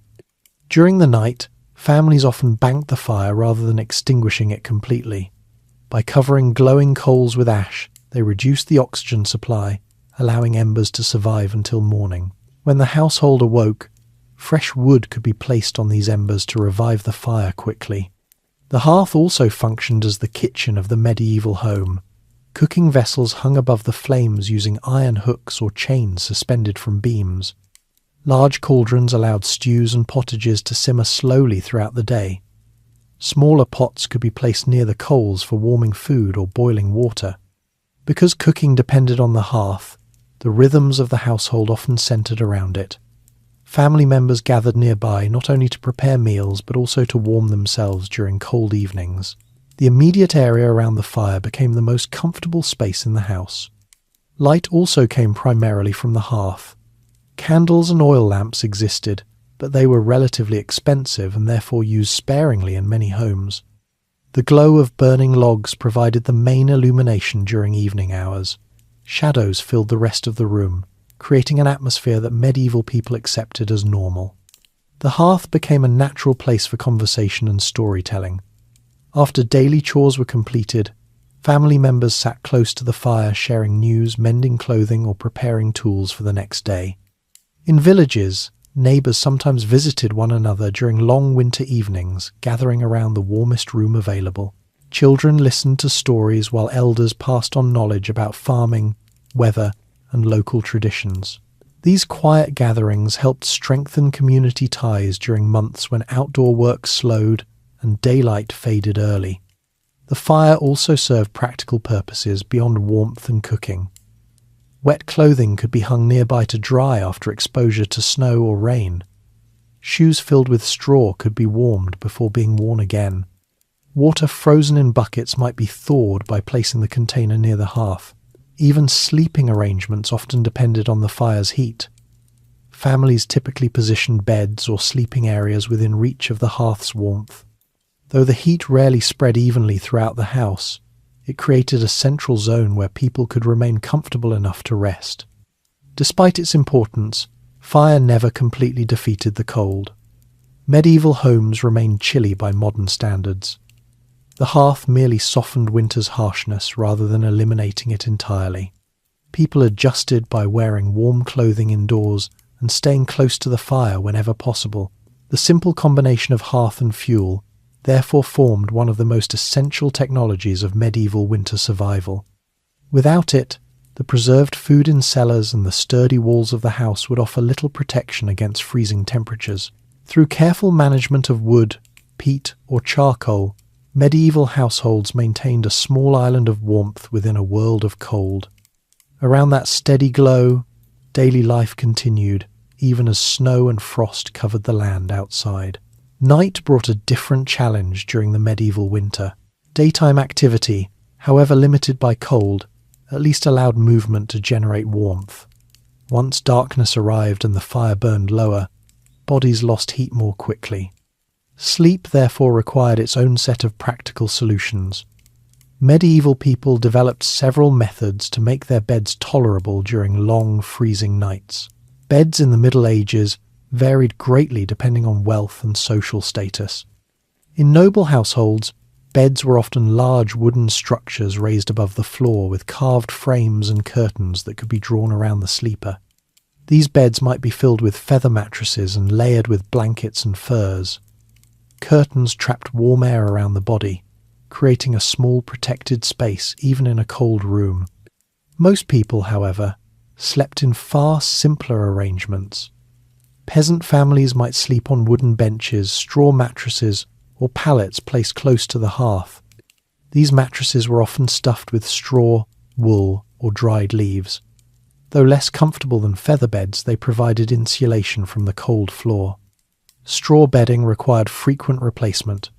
Over time, it became flattened and damp, losing its ability to insulate. Families therefore refreshed their bedding periodically, especially before winter began, by adding new straw or replacing the contents entirely. Blankets played a vital role in retaining warmth during sleep. Woolen blankets were common because wool trapped air effectively and remained warm even if slightly damp. Several layers might be used during the coldest months.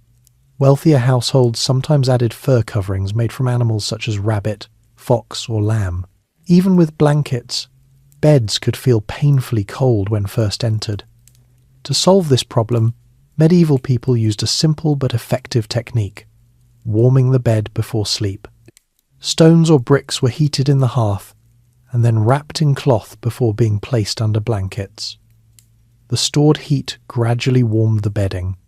Later centuries introduced metal warming pans with long handles that allowed hot coals to be moved safely beneath blankets. In earlier medieval times, heated stones served the same purpose. The warmth lasted long enough to remove the sharp chill from cold sheets. Sleeping clothing also helped conserve body heat. People often wore simple night garments made of linen or wool. Caps or hoods covered the head, since a significant amount of body heat escaped there. Socks or gloves might also be worn during particularly cold nights. Multiple people frequently shared a bed to increase warmth. Families sometimes slept together, especially in small houses where space was limited. Body heat from several sleepers helped maintain a more comfortable temperature under the blankets. Shared sleeping arrangements were not unusual, even in wealthier households. Servants might sleep in the same room as their masters, or children might share beds with siblings or parents. Privacy during sleep was less common than it is today, and practical concerns about warmth often outweighed personal preference. Bed curtains served another useful purpose. By surrounding the bed with thick fabric, sleepers created a small enclosure that trapped warm air. These curtains also blocked drafts from doors or windows. Though simple, this method could significantly improve comfort during cold nights. The structure of medieval sleep itself sometimes differed from modern habits. Historical evidence suggests that many people followed a pattern known as segmented or biphasic sleep. Instead of sleeping continuously through the night, they slept for several hours, woke briefly during the middle of the night, and then returned to sleep until morning. During this waking period, people might tend the fire, pray, check on animals, or simply rest quietly before returning to bed. This rhythm matched the long winter nights when darkness lasted many hours. Because artificial lighting was limited, medieval households often retired early in the evening. Candles made from beeswax or tallow provided light, but they were relatively expensive and therefore used sparingly. The fading glow of the hearth often signaled the end of daily activity. Despite all these methods, indoor temperatures during winter remained low by modern standards. In many homes, the air away from the hearth could approach freezing. People adapted to these conditions by layering clothing even while sleeping, and by relying on shared warmth. Morning brought a different routine. One of the first tasks of the day involved reviving the fire if it had burned low during the night. Fresh wood was placed on the embers, and the household gradually warmed again as flames returned to life. Beds were often aired during the day. Blankets might be shaken out or hung near the hearth to remove dampness.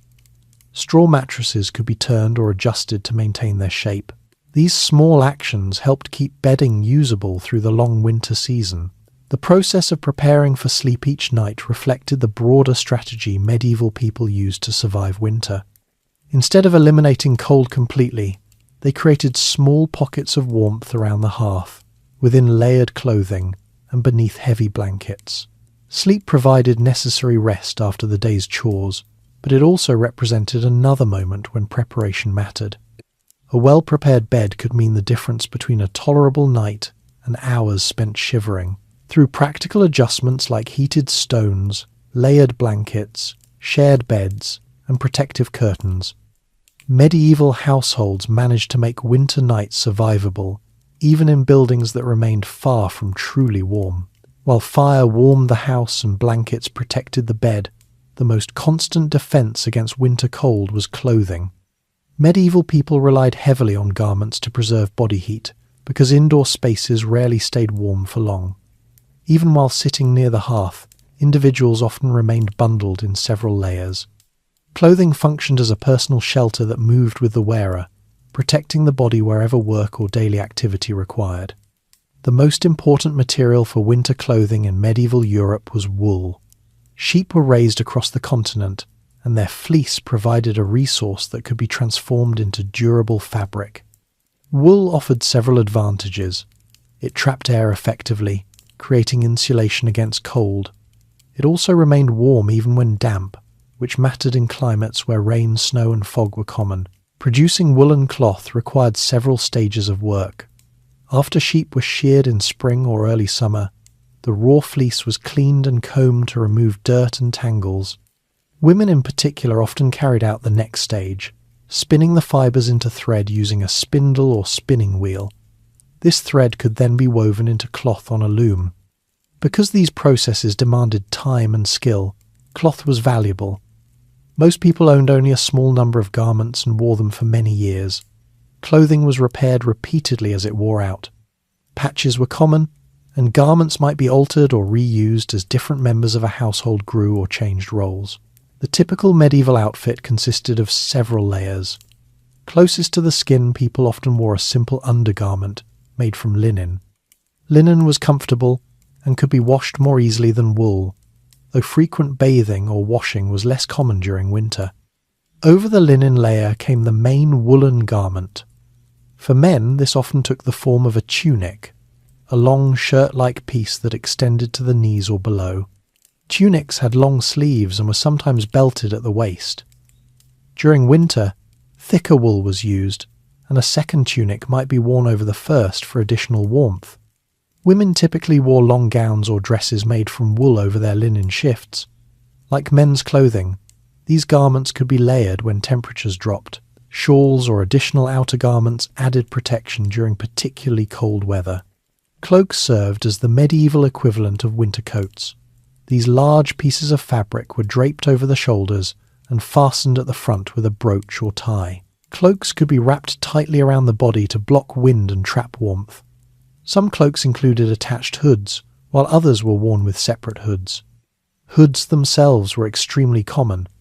They covered the head, neck, and sometimes the shoulders, areas where body heat escaped easily.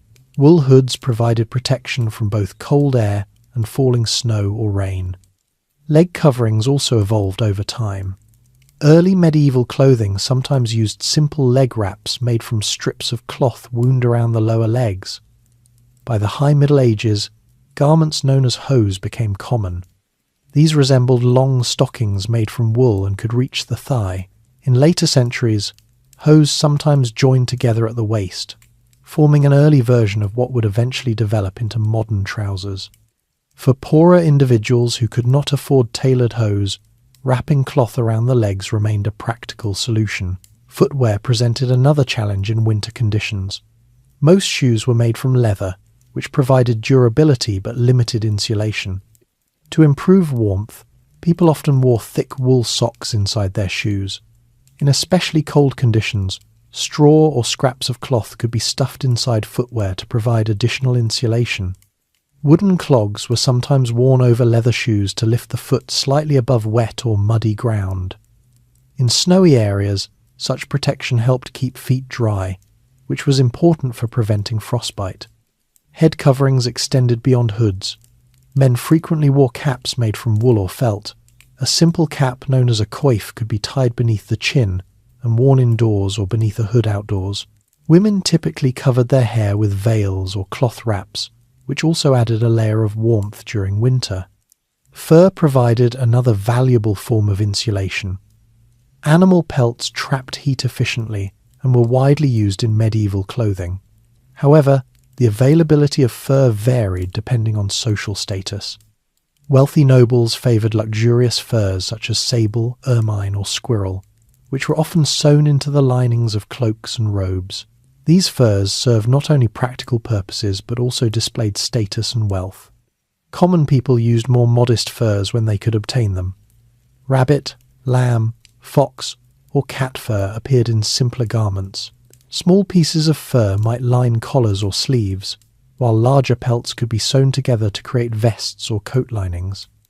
The popularity of fur eventually led to regulations known as sumptuary laws. These laws attempted to restrict certain types of clothing or luxury materials to specific social classes. In England, for example, a law passed in the 14th century specified which furs different groups were allowed to wear. Such laws reflected the social significance attached to clothing. However, practical needs sometimes outweighed legal restrictions. In rural areas, people occasionally used whatever materials were available, especially when winter conditions demanded additional warmth. Gloves and mittens also appeared during colder months. Mittens were particularly effective because they allowed fingers to share warmth within a single space. Wool mittens could be knitted or sewn at home, making them accessible to many households. For outdoor work, leather gloves offered greater durability. Some gloves included wool or fur linings to improve insulation. Farmers gathering wood, tending animals, or repairing tools during winter benefited from protecting their hands against frost. Clothing habits indoors differed from modern expectations. Because homes remained cool, people often kept their outer garments on even while inside. Cloaks, hoods, and additional layers were worn near the hearth rather than removed at the door. Sleeping arrangements also reflected this reality. Many individuals wore some portion of their clothing to bed, adding nightcaps or extra blankets to conserve heat. The line between day clothing and night clothing was less distinct than it is today. The condition of clothing varied widely depending on wealth. Literary works from the medieval period sometimes described poor labourers whose garments had become thin and patched after years of use. Holes in shoes or worn cloaks could expose skin to cold air, making winter particularly harsh for the poorest members of society. Despite these difficulties, clothing technology remained remarkably effective, considering the available materials. Layers of wool, combined with cloaks, hoods, and fur linings, allowed people to work outdoors even in cold weather. This system of layered garments functioned in much the same way as modern winter clothing. Air trapped between layers created insulation, slowing the loss of body heat. Though medieval people lacked synthetic fabrics or modern manufacturing, their clothing strategies followed similar principles. Thus, clothing formed the most personal defense against winter. Wherever medieval individuals travelled into fields, forests, barns, or markets, the warmth they carried depended largely on the garments they wore. Clothing protected the body from winter, but it also revealed something else about medieval life. The materials people wore, especially fur, often reflected their place in society. Winter garments therefore served two purposes at once. They provided warmth, and they quietly displayed social identity. Fur had long been valued across Europe because of its natural insulating qualities. Animal pelts trapped heat effectively and resisted wind better than many woven fabrics. For communities living through long winters, fur offered practical protection. Yet the availability of different furs varied widely depending on wealth and social rank. In the highest levels of society, fur became a symbol of prestige. Nobles often lined their cloaks, gowns, and ceremonial robes with luxurious pelts. Ermine, the white winter fur of the stoat with distinctive black tips, became one of the most recognizable materials associated with royalty. Its pale color contrasted sharply with darker fabrics, creating a striking visual effect during public ceremonies. Another prized fur was sable, known for its deep brown color and soft texture. Sable pelts came primarily from animals trapped in northern forests and traded across long distances. Because obtaining them required extensive trade networks, sable garments were extremely expensive and reserved for wealthy elites. Squirrel fur, particularly a variety known as vair, was also common in noble clothing. The fur could be arranged in decorative patterns when sewn into garments. Medieval artists sometimes depicted nobles wearing cloaks trimmed with vair, reinforcing its association with high status. These materials served not only practical purposes but also communicated power and privilege. Clothing acted as a visible signal of social hierarchy. A noble entering a hall wearing a cloak lined with rare fur immediately displayed wealth and authority. Because clothing carried such symbolic meaning, medieval governments sometimes attempted to regulate it through laws known as sumptuary laws. These rules defined which types of clothing, colours, and materials different social groups were allowed to wear. The intention was to preserve clear distinctions between classes. In England, for example, a law passed in 1363 specified that certain expensive furs could be worn only by people of particular rank. Wives and daughters of labourers or craftsmen were permitted to use modest furs such as rabbit, lamb, fox, or cat, but they were forbidden from wearing more luxurious pelts. Such regulations suggest that clothing choices had begun to blur social boundaries. As trade expanded and wealth circulated more widely, some members of the growing urban middle class could afford garments once associated mainly with nobility. Authorities feared that visible distinctions between classes might disappear. In practice, enforcing these laws proved difficult. Rural communities often relied on whatever materials were available locally, regardless of official restrictions. A farmer who trapped rabbits during autumn might keep the pelts to line a coat or sew into mittens. Survival during winter took precedence over strict obedience to fashion regulations. For many ordinary people, fur appeared in modest ways rather than elaborate garments. Small pieces might line the inside of collars or sleeves where additional warmth was needed. Simple vests or undergarments made from sheepskin or rabbit pelts offered protection without attracting attention. Sheepskin coats were particularly practical because sheep were already raised widely for wool. When animals were slaughtered, their hides could be treated by tanners and used for clothing. These coats provided warmth and durability during outdoor work. Fox fur also appeared in some garments, especially in regions where hunting provided access to pelts. Though not as prestigious as ermine or sable, fox fur offered reliable insulation and was valued for its availability. In colder regions of northern and eastern Europe, fur clothing sometimes played an even larger role. Long coats lined with animal pelts protected people travelling through snow and icy winds. Traders and travellers moving across frozen landscapes relied on heavy fur garments to maintain body heat during long journeys. Despite the advantages of fur, wool remained the most common material for winter clothing. Wool could be produced locally in large quantities, making it accessible to many households. When layered properly, wool garments created effective insulation even without additional fur. The combination of wool clothing and occasional fur linings provided enough warmth for most daily activities. Farmers tending animals, woodcutters gathering fuel, and merchants travelling between towns all relied on these materials during winter. Clothing maintenance became especially important during cold months. Garments worn daily faced constant strain from work, weather, and time. Tears or worn areas had to be repaired quickly to prevent further damage. Women in particular often spent winter evenings mending clothing by the light of the hearth. Patching was common. Pieces of cloth were sewn over weak areas to reinforce them. These repairs extended the life of garments that might otherwise become unusable. Because fabric was valuable, even worn clothing was rarely discarded until it could no longer serve any purpose. In some cases, old garments were dismantled and reused. Cloth from worn tunics might be cut into smaller pieces for children's clothing or household items such as bags and coverings. Nothing that still held value was wasted. Winter clothing also needed protection from moisture. Wet garments lost much of their insulating ability and could lead to illness if worn too long. People therefore tried to dry clothing near the hearth whenever possible after exposure to rain or snow. Footwear required particular attention. Leather shoes could become stiff or damaged if soaked repeatedly in winter conditions.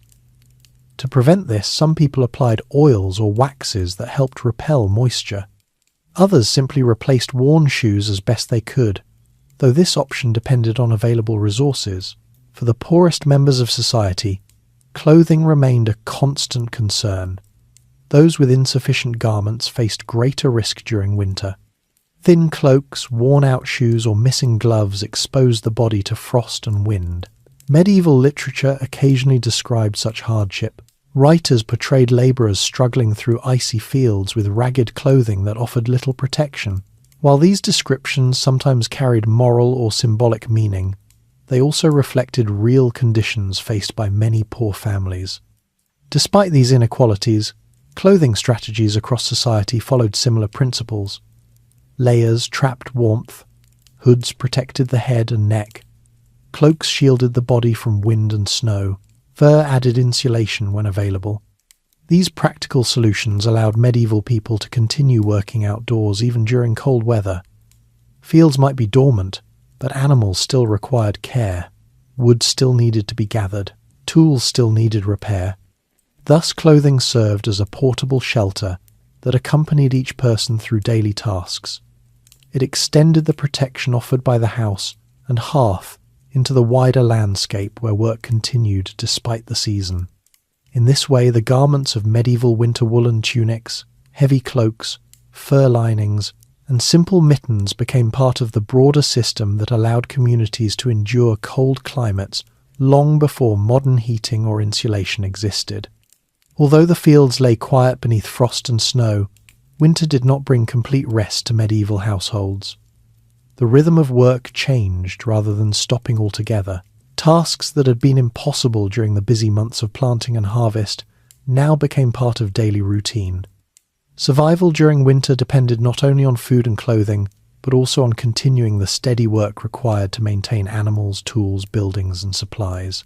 The first responsibilities of each day often involved livestock. Animals required attention regardless of weather, and their well-being directly affected the household's future prosperity. Cows, oxen, sheep, goats, and chickens all needed food and water, even when the ground was frozen. Farmers began winter mornings by visiting barns or shelters where animals were kept overnight. Hay gathered during summer was distributed carefully to ensure that fodder supplies lasted until fresh grass appeared in spring. Feeding animals required careful rationing because stored hay represented the only available forage once fields were covered with frost or snow. Water presented another challenge. Streams and wells sometimes froze during severe cold. In such cases, farmers broke ice to allow animals to drink, or carried water from sources that remained accessible. Buckets left outside overnight often developed thick layers of ice that had to be broken before use. Shelters for animals required regular cleaning as well. Manure accumulated quickly in enclosed spaces where livestock spent most of the winter. Removing this waste helped maintain healthier conditions and reduced odours. The manure was often collected and stored nearby, where it would later serve as fertilizer for fields. While tending animals formed the foundation of winter chores, other responsibilities filled the remaining hours of daylight.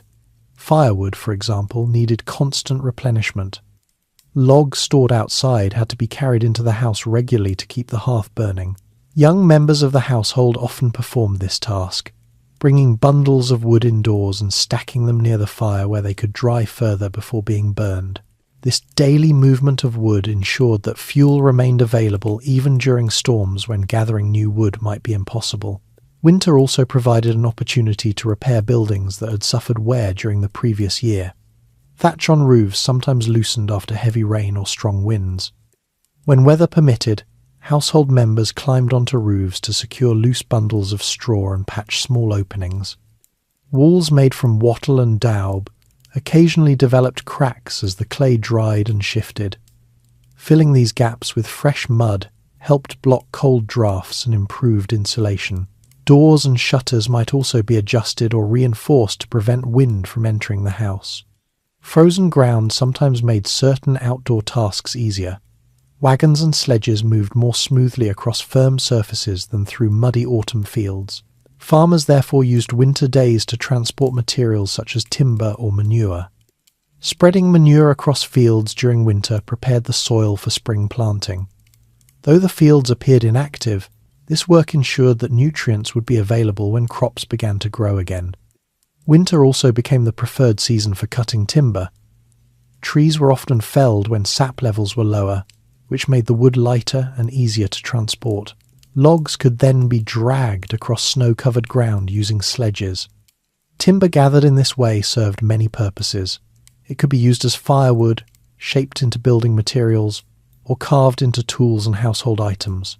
Wood remained one of the most versatile resources in medieval life. Inside the house, winter created time for tasks that required patience rather than speed. Women and girls frequently devoted hours to spinning wool or flax into thread. This activity formed the first stage in producing cloth that would later be woven into garments. Spinning often took place beside the hearth where light and warmth were available. The steady motion of the spindle or spinning wheel filled long evenings while snow fell outside. Once enough thread had been produced, weaving could begin. Some households owned small looms used to produce cloth for clothing or household items. In other cases, spun thread was taken to professional weavers who transformed it into finished fabric. Winter therefore supported an entire cycle of textile production. The cloth created during these months would later become tunics, cloaks, blankets, and sacks used throughout the year. Men also used winter evenings to repair tools and equipment. Wooden handles for axes or hoes might be replaced. Broken wagon wheels were repaired. Metal tools were sharpened or reshaped by local blacksmiths. Such repairs were essential because agricultural work during spring and summer demanded reliable equipment. Winter offered the rare opportunity to complete these tasks without interrupting field labour. Craft production sometimes expanded beyond simple household repairs. In certain regions, peasants produced goods specifically for trade during winter.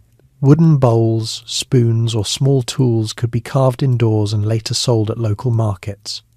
Knitted garments such as caps or stockings also became valuable trade items.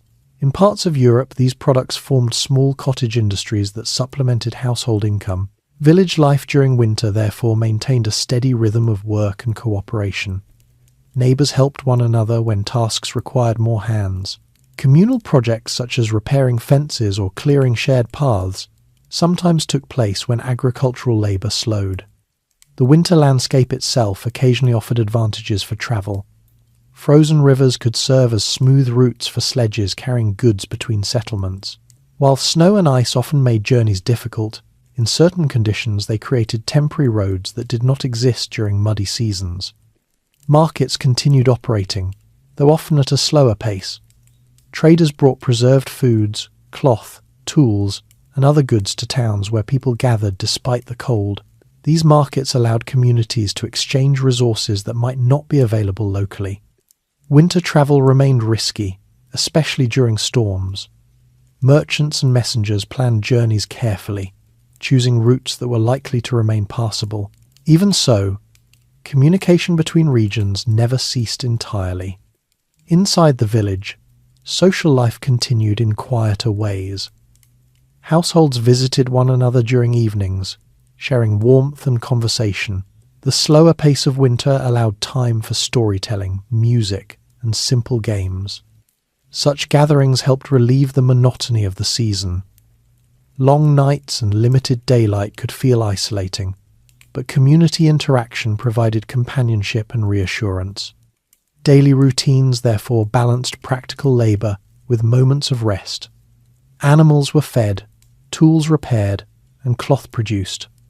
Fires were tended, food prepared, and stories exchanged beside the hearth. These activities may appear modest compared with the dramatic labour of harvest or planting, yet they played an essential role in sustaining medieval society. Without the steady work of winter, the following year's agricultural cycle could not begin successfully. When daylight faded early in winter, much of medieval life moved indoors. Work did not stop with the setting sun, but its character changed. Activities that required careful attention rather than physical strength filled the evening hours. The space near the hearth became the centre of these efforts, providing both light and warmth, while families continued tasks that supported the household economy. Among the most important winter occupations was spinning. The transformation of raw wool into thread formed the foundation of textile production across medieval Europe. During the busy agricultural seasons of spring and summer, spinning was often performed whenever small moments of time allowed.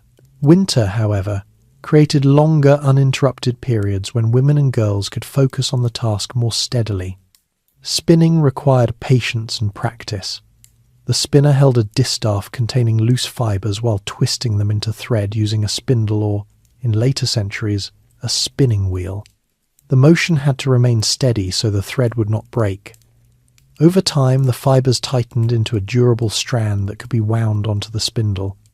The resulting thread eventually became the material from which cloth was woven. Without this work, garments, blankets, and sacks could not be produced. For that reason, spinning was considered an essential skill for many women. The English word spinster, later associated with unmarried women, originally referred simply to someone who spun thread regularly. Winter evenings provided the ideal environment for this work. With fields resting under frost, families gathered around the fire while spinning continued hour after hour. Conversation often accompanied the steady turning of spindles, creating a rhythm that blended labour with companionship. Once enough thread had been produced, weaving could begin. Some households owned simple looms, where woven cloth was created directly within the home. Larger villages often included professional weavers who accepted spun thread from multiple families and transformed it into finished fabric. Weaving involved interlacing threads at right angles to create a stable textile. The process demanded both skill and concentration.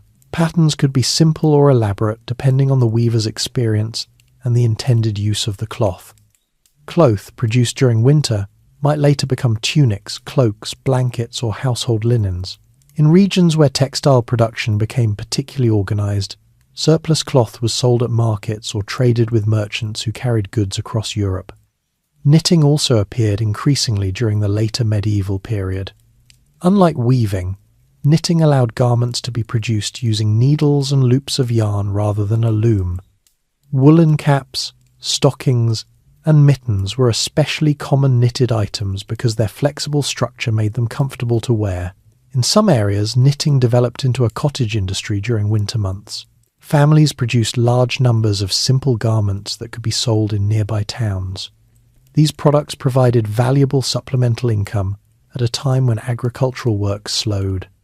While textile production occupied many winter evenings, other forms of craft work also took place indoors. Wood carving offered one example. Farmers and craftsmen often shaped wooden tools, bowls, spoons, or handles for agricultural equipment during winter. Wood was readily available in many regions, and carving required only basic tools. By working carefully beside the hearth, individuals could transform simple pieces of timber into useful household items. Metalworking also continued through winter, particularly in villages that supported a blacksmith. Farmers brought damaged tools to the smithy for repair. Ploughshares, knives, and horseshoes needed sharpening or reshaping after months of use. The blacksmith's forge remained active during winter because repairing tools at this time ensured they would be ready when spring planting began. The sound of hammer on metal, therefore, continued echoing through villages even during the coldest months. Domestic tasks filled the remaining hours of evening life. Clothing damaged during the year was mended carefully. Tiers were sewn shut, loose seams tightened, and worn areas reinforced with patches. Because fabric was valuable, garments were repaired repeatedly rather than replaced. Household items such as baskets or ropes were also repaired or remade. Twisted fibers could be braided into new cords, while broken baskets might be rewoven using fresh reeds or branches. Children participated in these activities by assisting with simpler tasks. They might gather kindling for the fire, help card wool for spinning, or carry small tools needed by adults. Through these daily routines, children gradually learned the skills required to maintain a household. Evenings also offered time for education of a different sort. Elders shared knowledge about farming practices, weather patterns, and family traditions. Stories passed from one generation to the next helped preserve cultural memory within small communities. Folk tales, legends, and moral stories were especially popular during winter. The long nights created an atmosphere suited to storytelling. Around the fire, people described heroic journeys, mysterious events, or humorous adventures meant to entertain listeners. Music sometimes accompanied these gatherings. Simple instruments such as flutes, fiddles, or small drums appeared in many villages. Songs passed orally through communities provided another form of shared experience during quiet winter evenings. Religious devotion also shaped evening life.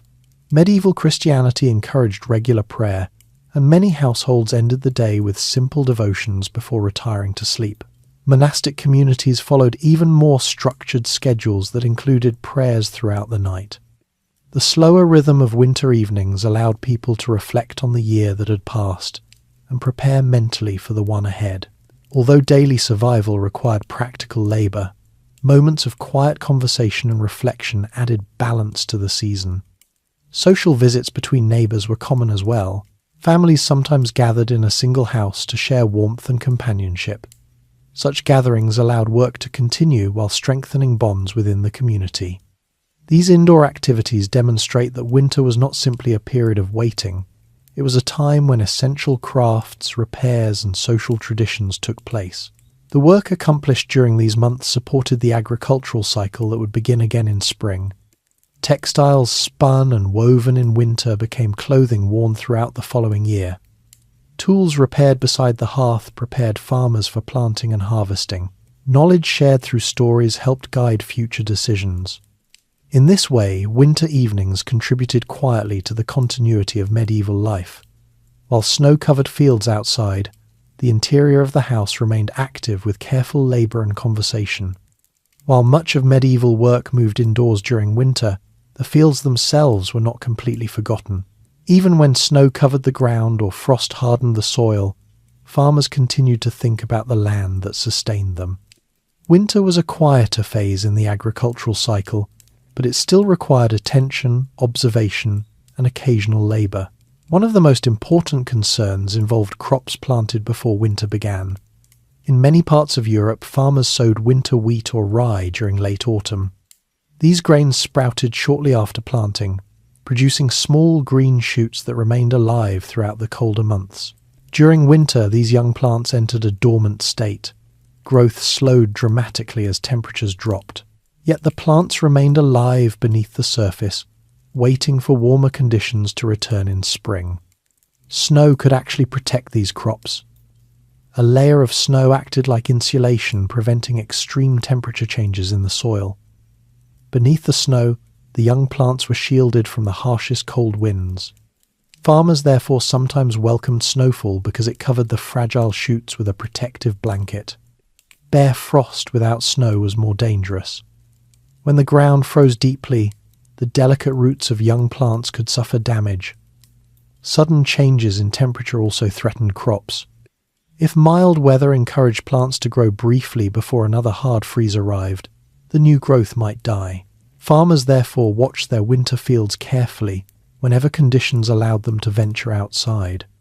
Walking along the edges of planted areas, they examined the condition of the soil and the small green shoots emerging from it. These visits did not involve heavy labour, but they reflected the constant awareness medieval people maintained toward their crops. Vineyards and orchards required attention during winter as well. In regions where grapes were cultivated, pruning took place while the vines were dormant. Removing old or unnecessary branches allowed the plant to focus its energy on producing healthy growth when spring arrived. Pruning grapes required knowledge of how vines grew and how they responded to cutting. Skilled vineyard workers trimmed branches carefully to maintain the proper shape of the plant. The work often took place during cold mornings when frost still covered the ground. Fruit trees such as apples, pears, and plums also benefited from winter pruning. Dead or damaged branches were removed to improve the health of the tree. By shaping the tree's structure during its dormant period, farmers increased the likelihood of better fruit production later in the year. Winter therefore offered a window for tasks that were difficult to perform when leaves and fruit crowded the branches. Without foliage, workers could see the structure of trees clearly and make more precise cuts. Another agricultural activity sometimes performed during winter involved transporting manure to fields. Manure collected from barns during the cold months served as valuable fertilizer. Spreading it across fields helped restore nutrients to the soil.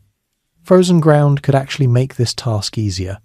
Wagons or sledges moved more smoothly across hard surfaces than through muddy autumn fields.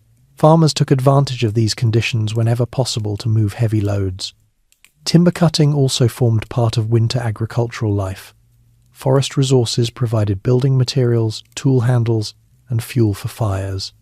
Trees were often cut during the cold season when sap levels were lower.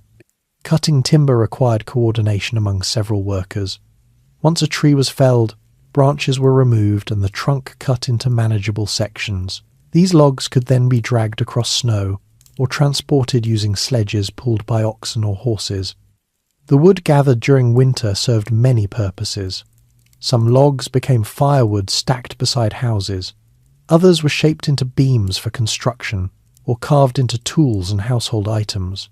These activities demonstrate that winter landscapes were not entirely inactive. While the pace of work slowed compared with summer, important preparations for the coming year continued quietly across fields, orchards, and forests. Farmers also used winter as a time for planning. Decisions about crop rotation, seed selection, and field preparation for the next season were often discussed during colder months. Because agricultural success depended on careful timing, these plans had to be considered well before spring arrived. Crop rotation played a particularly important role in medieval farming. Many communities followed systems that divided fields into sections planted with different crops each year. Rotating crops helped maintain soil fertility and reduce the spread of plant diseases. Winter offered time to review how well these systems had worked during the previous year. If certain fields produced poor yields, adjustments could be made for the coming planting season. Seed grain also required careful management during winter. Part of the stored harvest had to be preserved specifically for planting in spring. Using this seed for food during difficult months might provide temporary relief but could jeopardize the next harvest. Household leaders therefore guarded seed supplies carefully. These grains were stored separately from those intended for daily consumption. Protecting seed grain represented an investment in the future survival of the household. Livestock breeding also depended on winter preparation. Some animals were kept alive specifically to produce offspring in spring. Ensuring their health during winter months required providing adequate shelter and food. Farmers observed animals closely, watching for signs of illness or weakness. Healthy livestock meant stronger herds in the coming year, while losses during winter could damage the household's agricultural capacity. Despite the quiet appearance of fields covered in frost, the agricultural system remained active beneath the surface. Soil nutrients were replenished through manure. Trees and vines were shaped for future growth. Seeds waited patiently for warmer soil. Winter therefore functioned as a period of preparation rather than inactivity. Each task completed during these months contributed to the success of the next harvest. When spring finally arrived and the snow melted away, farmers were ready to return to intensive fieldwork. Tools repaired during winter were prepared for use. Animals that had survived the cold were ready to pull ploughs. Seeds preserved carefully through the hungry months could be planted with confidence. Winter did not entirely isolate medieval communities from one another. Although travel became more difficult once cold weather settled across the land, movement and trade continued in quieter ways. Roads, rivers, and market towns still connected villages, allowing goods and information to circulate even during the colder months. This limited but steady activity helped sustain communities whose local resources alone might not always be enough. Travel conditions during winter depended heavily on geography and weather. In many places, roads became muddy during autumn rains, and then froze into uneven surfaces once temperatures dropped. Wagons could struggle on these hardened tracks, and journeys often took longer than usual. Snow added another complication. Deep drifts blocked narrow roads and made travel exhausting for both animals and people. When storms arrived, travellers sometimes postponed journeys entirely until conditions improved. Yet winter occasionally produced unexpected advantages for transportation. Frozen rivers and lakes could become temporary routes across landscapes that were otherwise difficult to cross. Sledges or carts fitted with runners glided across ice more easily than wagons moved across muddy roads. In parts of northern and central Europe, merchants sometimes took advantage of these frozen waterways. Goods could be transported along the smooth surface of ice during particularly cold winters. Although such routes lasted only as long as the freeze remained solid, they sometimes shortened travel times significantly. Sledges were also useful in snowy regions. Pulled by horses or oxen, these vehicles carried firewood, grain, or other goods between villages and towns. The sliding motion of a sledge reduced friction, allowing heavy loads to be moved with less effort than wheeled wagons required. Despite these possibilities, most long-distance travel slowed during winter. Merchants preferred to transport goods after harvest when roads were clearer. Military campaigns were rarely launched in the coldest months because armies depended on moving supplies and troops across open terrain. However, winter did not eliminate commerce entirely. Markets continued operating in towns and villages, though perhaps with fewer traders than during warmer seasons. People still needed to buy or exchange goods that could not be produced at home. Preserved foods often appeared prominently in winter markets. Salted fish, dried fruit, cheese, and grains were traded between regions where supplies varied. For example, coastal communities might bring barrels of salted herring to inland towns where fresh fish was scarce. Salt itself remained an important trade item. Because it was necessary for preserving meat and fish, many households needed to purchase salt from specialized producers. Salt mines and evaporation ponds near coastlines supplied this essential mineral, which merchants transported inland. Cloth and clothing also circulated through winter markets. Garments produced during earlier seasons were sold to families needing additional protection from cold weather. Woolen cloth from one region might be traded for grain or livestock from another. Urban centres depended heavily on these trade networks. Town populations often exceeded the capacity of nearby farms to supply all necessary food. Merchants therefore brought grain, meat and other goods from surrounding countryside into cities. Fuel supplies also became part of winter commerce. Firewood harvested in rural forests was transported into towns where local trees had already been depleted. In some places, charcoal or coal began appearing more frequently as urban populations grew. The demand for fuel created entire trades dedicated to gathering and transporting wood. Workers cut timber during autumn and winter, stacking logs along roads or rivers where merchants could collect them. Markets also served as places where information travelled. News about weather conditions, harvest results, political events, or disease outbreaks spread quickly when traders and travellers gathered in town squares. For rural villagers, market days offered opportunities to learn about events occurring beyond their immediate surroundings. Religious festivals often coincided with winter markets, bringing additional activity. Celebrations such as Christmas or Candlemas encouraged people to travel short distances to attend church services and exchange goods. Although long journeys remained uncommon during the harshest weather, local travel continued. Farmers visited neighbouring villages, craftsmen delivered repaired tools, and messengers carried letters between towns. Monasteries sometimes functioned as resting points for travellers during winter. Their walls provided shelter, and their resources allowed them to offer hospitality to those passing through difficult conditions. Pilgrims travelling to religious sites occasionally relied on such institutions when weather slowed their progress. Communication between distant regions remained slower than in warmer seasons, but it never stopped completely. Royal officials still carried orders, merchants still sought profit through trade. Travellers still moved cautiously along familiar routes. The persistence of these connections reveals an important feature of medieval society. Even in winter, communities were not entirely isolated. Networks of exchange linked villages, towns, and cities across the continent. These networks helped distribute resources more evenly. A region experiencing a poor harvest might still obtain food from another area where crops had succeeded. Preserved goods travelled long distances because they could withstand the journey without spoiling. Winter commerce therefore acted as a stabilizing force within medieval economies. Though smaller in scale than during warmer seasons, it provided an additional layer of security for communities facing uncertain weather. The quiet movement of sledges along frozen roads, the arrival of merchants in market squares, and the exchange of preserved foods and tools all formed part of the larger system that allowed medieval societies to endure winter's challenges. Even as snow covered the countryside and rivers froze beneath thick ice, the flow of trade and communication continued, linking distant communities through shared necessity. While winter demanded constant practical effort, it also shaped the rhythm of cultural and religious life. Medieval communities did not experience the cold months only as a period of hardship.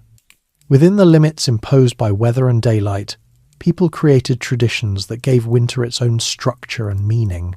Religious observances, seasonal festivals, and quiet gatherings helped transform long nights into moments of shared experience.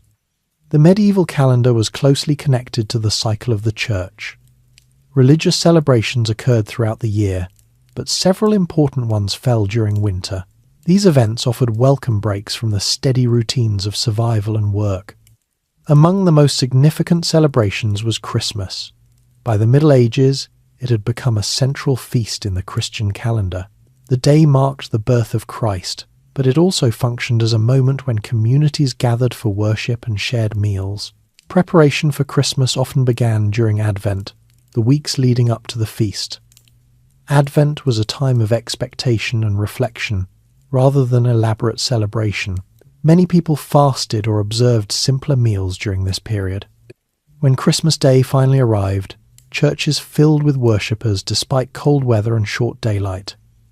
Candles illuminated dark interiors, and music echoed through stone walls. For many villagers, the service offered a rare opportunity to gather with neighbours in a space larger than their homes. The feast that followed varied depending on social class and local resources. Wealthy households might prepare elaborate meals including roasted meats, sweet pastries, and spiced wine. Peasant families usually celebrated more modestly, but even a simple meal with bread, pottage, and preserved meat could feel special when shared with friends or relatives. Christmas celebrations often extended beyond a single day. The 12 days following Christmas formed a festive period leading up to the Feast of Epiphany in early January.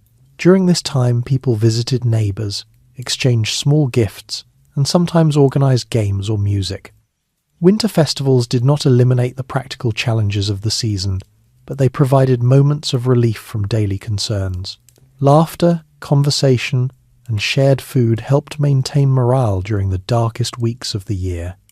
Another important winter observance was Candlemas, celebrated in early February. This feast commemorated the presentation of Christ in the temple and included the blessing of candles used in churches throughout the year. Candlemas also carried symbolic meaning connected to the seasonal cycle. Occurring near the midpoint between winter and spring, it marked the gradual return of light. Though cold weather often continued for many weeks afterward, the days had already begun growing longer. For medieval farmers, these subtle changes in daylight mattered. Longer days meant that spring planting would eventually begin. Candlemas, therefore, represented a small sign that the hardest part of winter was passing. Monastic communities observed winter with particular structure. Monks followed strict daily schedules that included prayer at specific hours. Even during cold nights, they rose to attend services in dimly lit chapels. These practices required discipline, especially when temperatures inside stone buildings remained low. Yet the routine provided stability. Regular prayer divided the long hours of darkness into meaningful segments. Beyond religious observance, winter encouraged the continuation of storytelling traditions. Oral storytelling had long served as a way of passing knowledge and entertainment from one generation to the next. During winter evenings, families gathered near the hearth, and older members of the community often shared tales drawn from local history or legend. Stories of heroes, saints, travellers, or mysterious events filled the quiet hours after sunset. These stories preserved cultural memory. In societies where written records were limited, oral traditions carried important information about values, beliefs, and community identity. Music also played a role in winter gatherings. Simple instruments such as fiddles, flutes, or small drums accompanied songs that many people knew by heart. Some songs celebrated religious themes, while others described everyday experiences of work, travel, or love. Dance occasionally appeared during festive occasions, though space within small houses was limited. In villages, larger gatherings might occur in communal buildings or taverns, where people could move more freely. Taverns served as social centres during winter months as well. These establishments provided food, drink, and warmth for travellers and locals alike. Conversations in taverns ranged from village news to wider political developments carried by passing merchants. Winter nights were long, but they were not always silent. The glow of firelight, the murmur of conversation, and the sound of music created a sense of shared presence within communities. The natural world also influenced winter customs. Snow-covered landscapes and frozen rivers sometimes inspired small recreational activities. Children might slide across icy surfaces or shape snow into playful forms. Though such pastimes were simple, they offered brief enjoyment amid the seriousness of the season. Religious authorities occasionally warned against excessive celebration during certain times, reminding communities to maintain modest behavior. Nevertheless, winter festivals remained important because they strengthened bonds among neighbors. For people who spent much of their lives working closely with family and village companions, these social connections mattered deeply. Winter gatherings reminded individuals that they belonged to a larger community facing the same seasonal challenges. The combination of religious ceremony, shared meals, storytelling, and music helped create a sense of continuity across the generations. Just as winter returned each year, so did the customs associated with it. These traditions offered reassurance. Even during years when weather was harsh or supplies were limited, familiar rituals provided stability. People knew that if they endured the season together, spring would eventually follow. Thus, winter culture in medieval Europe balanced practicality with meaning. Survival depended on careful preparation and steady labour, but emotional strength came from shared belief, celebration, and companionship. By the time the final weeks of winter arrived, medieval communities had already endured months of careful management. Grain stores had been measured again and again. Firewood piles had steadily diminished. Cloaks had grown worn from daily use, and the hearth had burned through countless logs. Yet the season did not last forever. Even in the coldest years, small changes began to appear that signalled the gradual approach of spring. These changes were subtle at first. The sun rose a little earlier each morning and lingered slightly longer before setting. Snow melted from the edges of roofs and paths, leaving dark patches of earth exposed beneath. Streams that had remained frozen through deep winter began to loosen their grip as water moved beneath the ice. For farmers, these signs were watched carefully. The return of light meant that the land would soon awaken from its dormant state. Winter wheat planted months earlier would begin growing again once soil temperatures rose. Animals that had endured the cold season would find fresh grass as pastures slowly recovered. Even before visible growth returned, preparations for spring resumed. Tools repaired during winter were inspected once more to ensure they were ready for work. Seed grain, stored carefully in barns or granaries, was examined to confirm that it remained dry and usable. Livestock also required renewed attention. Animals weakened by winter needed time to regain strength before the demands of ploughing or breeding began again. Farmers observed their herds closely, adjusting feed and shelter as conditions changed. Households also took stock of what remained from winter stores. Grain bins might appear nearly empty by this time, yet the knowledge that new crops would soon grow offered reassurance. The long period of careful rationing was finally coming to an end. The endurance required to reach this point reflected the accumulated knowledge of generations. Medieval people had learned through experience how to navigate the challenges of winter. Their methods were not the result of single inventions, but of countless small adjustments made over centuries. Agricultural practices evolved gradually to support winter survival. Crop rotation systems improved soil fertility and produced more reliable harvests. New crops introduced in later medieval centuries, such as turnips, helped provide fodder for animals during colder months. Architecture also developed in response to winter conditions. Chimneys replaced central hearths in many buildings, improving ventilation and allowing homes to retain warmth more effectively. In parts of Central and Northern Europe, masonry stoves known as tile stoves appeared in wealthier homes. These structures radiated heat slowly, maintaining warmth long after the fire inside had burned out. Clothing production improved as well. Advances in textile techniques created thicker woolen fabrics that trapped heat more effectively. Fur garments continued to provide additional insulation in colder regions. Trade networks expanded, allowing preserved foods such as salted fish or grain to reach areas where local harvests were insufficient. Though transportation remained slow by modern standards, these connections helped reduce the impact of regional shortages. All of these developments reflected the same fundamental principle. Medieval societies survived winter by adapting gradually to the realities of their environment. Rather than attempting to eliminate the season's difficulties entirely, they built systems that allowed them to endure it. These systems relied on cooperation as much as individual effort. Families shared labour within households. Villages supported one another through exchanges of resources and assistance. Monasteries and towns formed part of wider networks that connected distant communities. When spring finally arrived, it did not erase the memory of winter. Instead, it confirmed the success of the preparations that had carried people through the cold months. Each year the cycle began again. Fields were ploughed, seeds planted, crops harvested, and stores gathered in anticipation of the next winter. This repeating pattern shaped medieval life in profound ways. People measured time through the sequence of seasons rather than abstract calendars alone. Work, celebration, and rest followed rhythms established by the land itself. From the perspective of modern life, where heating systems and global trade make winter less threatening, the medieval experience may seem distant. Yet the strategies developed by medieval communities reveal a remarkable capacity for resilience.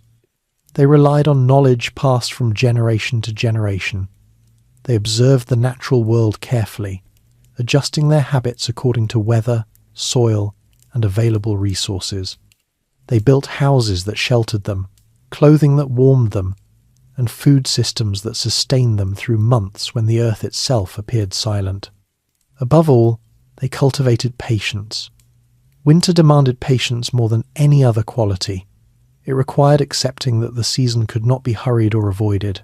Instead, it had to be endured with steady effort and careful planning. By the time the first true warmth returned to the soil, medieval families had once again succeeded in navigating the most difficult part of the year. The same barns that had stored grain through winter would soon receive the next harvest.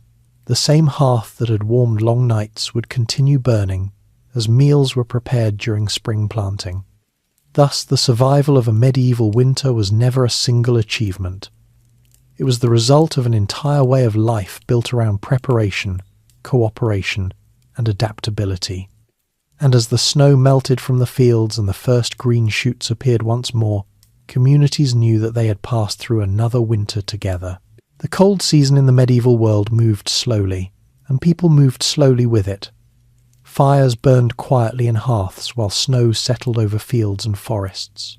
Inside small houses, the rhythm of life continued with steady patience. A pot simmered gently above the fire.